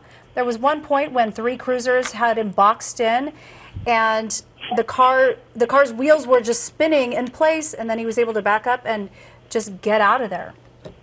Yeah, and again, that's what surprised me the most, because I was monitoring KNX, our sister station on the radio, and I mean, the pit maneuver seemed to come real quick, and that was before I saw him. So normally, you know, unless you got ice waters in your veins, if someone is trying to stop your car by ramming it on the side, like the pit maneuver is, I know I wouldn't look that calm. Yes, that's why it's so incredible. When you saw him, it seemed like it was just a normal day, and he's just going down the freeway to his next destination. Not that he had stopped traffic for 3 counties over with a trail. You would have never known, just by his appearance. You would have never known that he was being chased by a virtual army of CHP, and at that time it was LAPD until CHP. I think CHP took over when they hit the Orange County line. But again, I would find it interesting. I know we've covered, you know, many high-speed pursuits. I remember one that went to the San Diego border, but I can't remember, not right off the top of my head, the last time that one lasted for this amount of time when it comes to mileage. I mean, they've had traffic that you know, high-speed pursuits that last a while. But I mean, Dave, I'm going to have to interrupt you for a moment. We're going to say goodbye to our viewers on CBS 2 right now, return you to regular programming. We will continue our live coverage of this breaking news, a police pursuit and a standoff on the side of the 5 freeway. We'll stay with it here on KCAL 9. All right, Dave. Today on Face the Truth, it's a jailhouse mama with a whole lot of drama. Did you drive a car into a wall? It was actually a house. Oh! There's the bar getting the best of her. Then, I smoke weed like every day, syrup, cocaine. will these parents kick their gangster kid to the curb? I've stolen from them. It don't matter who you is. I'll knock your ass out. Why would you think it's okay to hit your father? Find out as they I'm serious, man. That ain't no way to live. Let me speak. Can I speak? face the truth.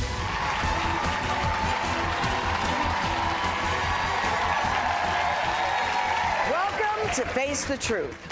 Hot mess, storm, and drunk loser. Those are the words you may use to describe your enemy, not your own daughter. But Kathy is fed up with Brittany's irresponsible behavior and wants her to face the truth. My daughter, Brittany, is a hot freaking mess. She's been in and out of jail several times for shoplifting, DUI, and violation of probation. Brittany is 32 years old and she acts like an immature, self-centered brat. My mom is a total drama queen. I feel like my mom is too hard on me. Somebody needs to be hard on her. I feel like Brittany is a loser.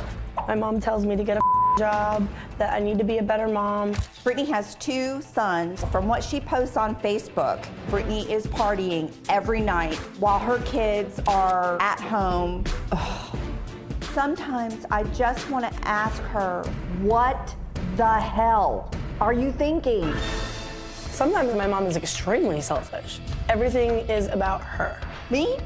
Wow. I am the most selfless mother. And I've told her ass this. You put yourself on this pedestal, and I don't know how the hell you got up there, because nobody puts you up there. Oh my gosh, I can't believe she said that. Brittany does not take responsibility for anything. She is always the victim. It's because of this, it's because of that, it's because of the anxiety. I have really, really bad anxiety, and it's like she thinks it's a joke. This is crippling. It's hard to get a job when I can't even leave the house. But yet she goes out every night. How does that make sense? Oh, it's exhausting. It's time for Brittany to face the truth, accept the fact that she is a mother and she has responsibilities. Is Brittany just a drama queen, or is this a cry for help? We're going to find out. What's your biggest frustration with Brittany? She's never home. She's not at home. You live 2 states away. How the hell would you know if I'm at home? It's on Facebook. Oh, okay. You posted on Facebook. You can't disrespect your mom that way because you know what she's worried about? She's worried about your kids. No, I worry about my kids too. I worry about my kids a lot. Okay, so while you're partying, where are your I'm kids? not partying. You're not partying.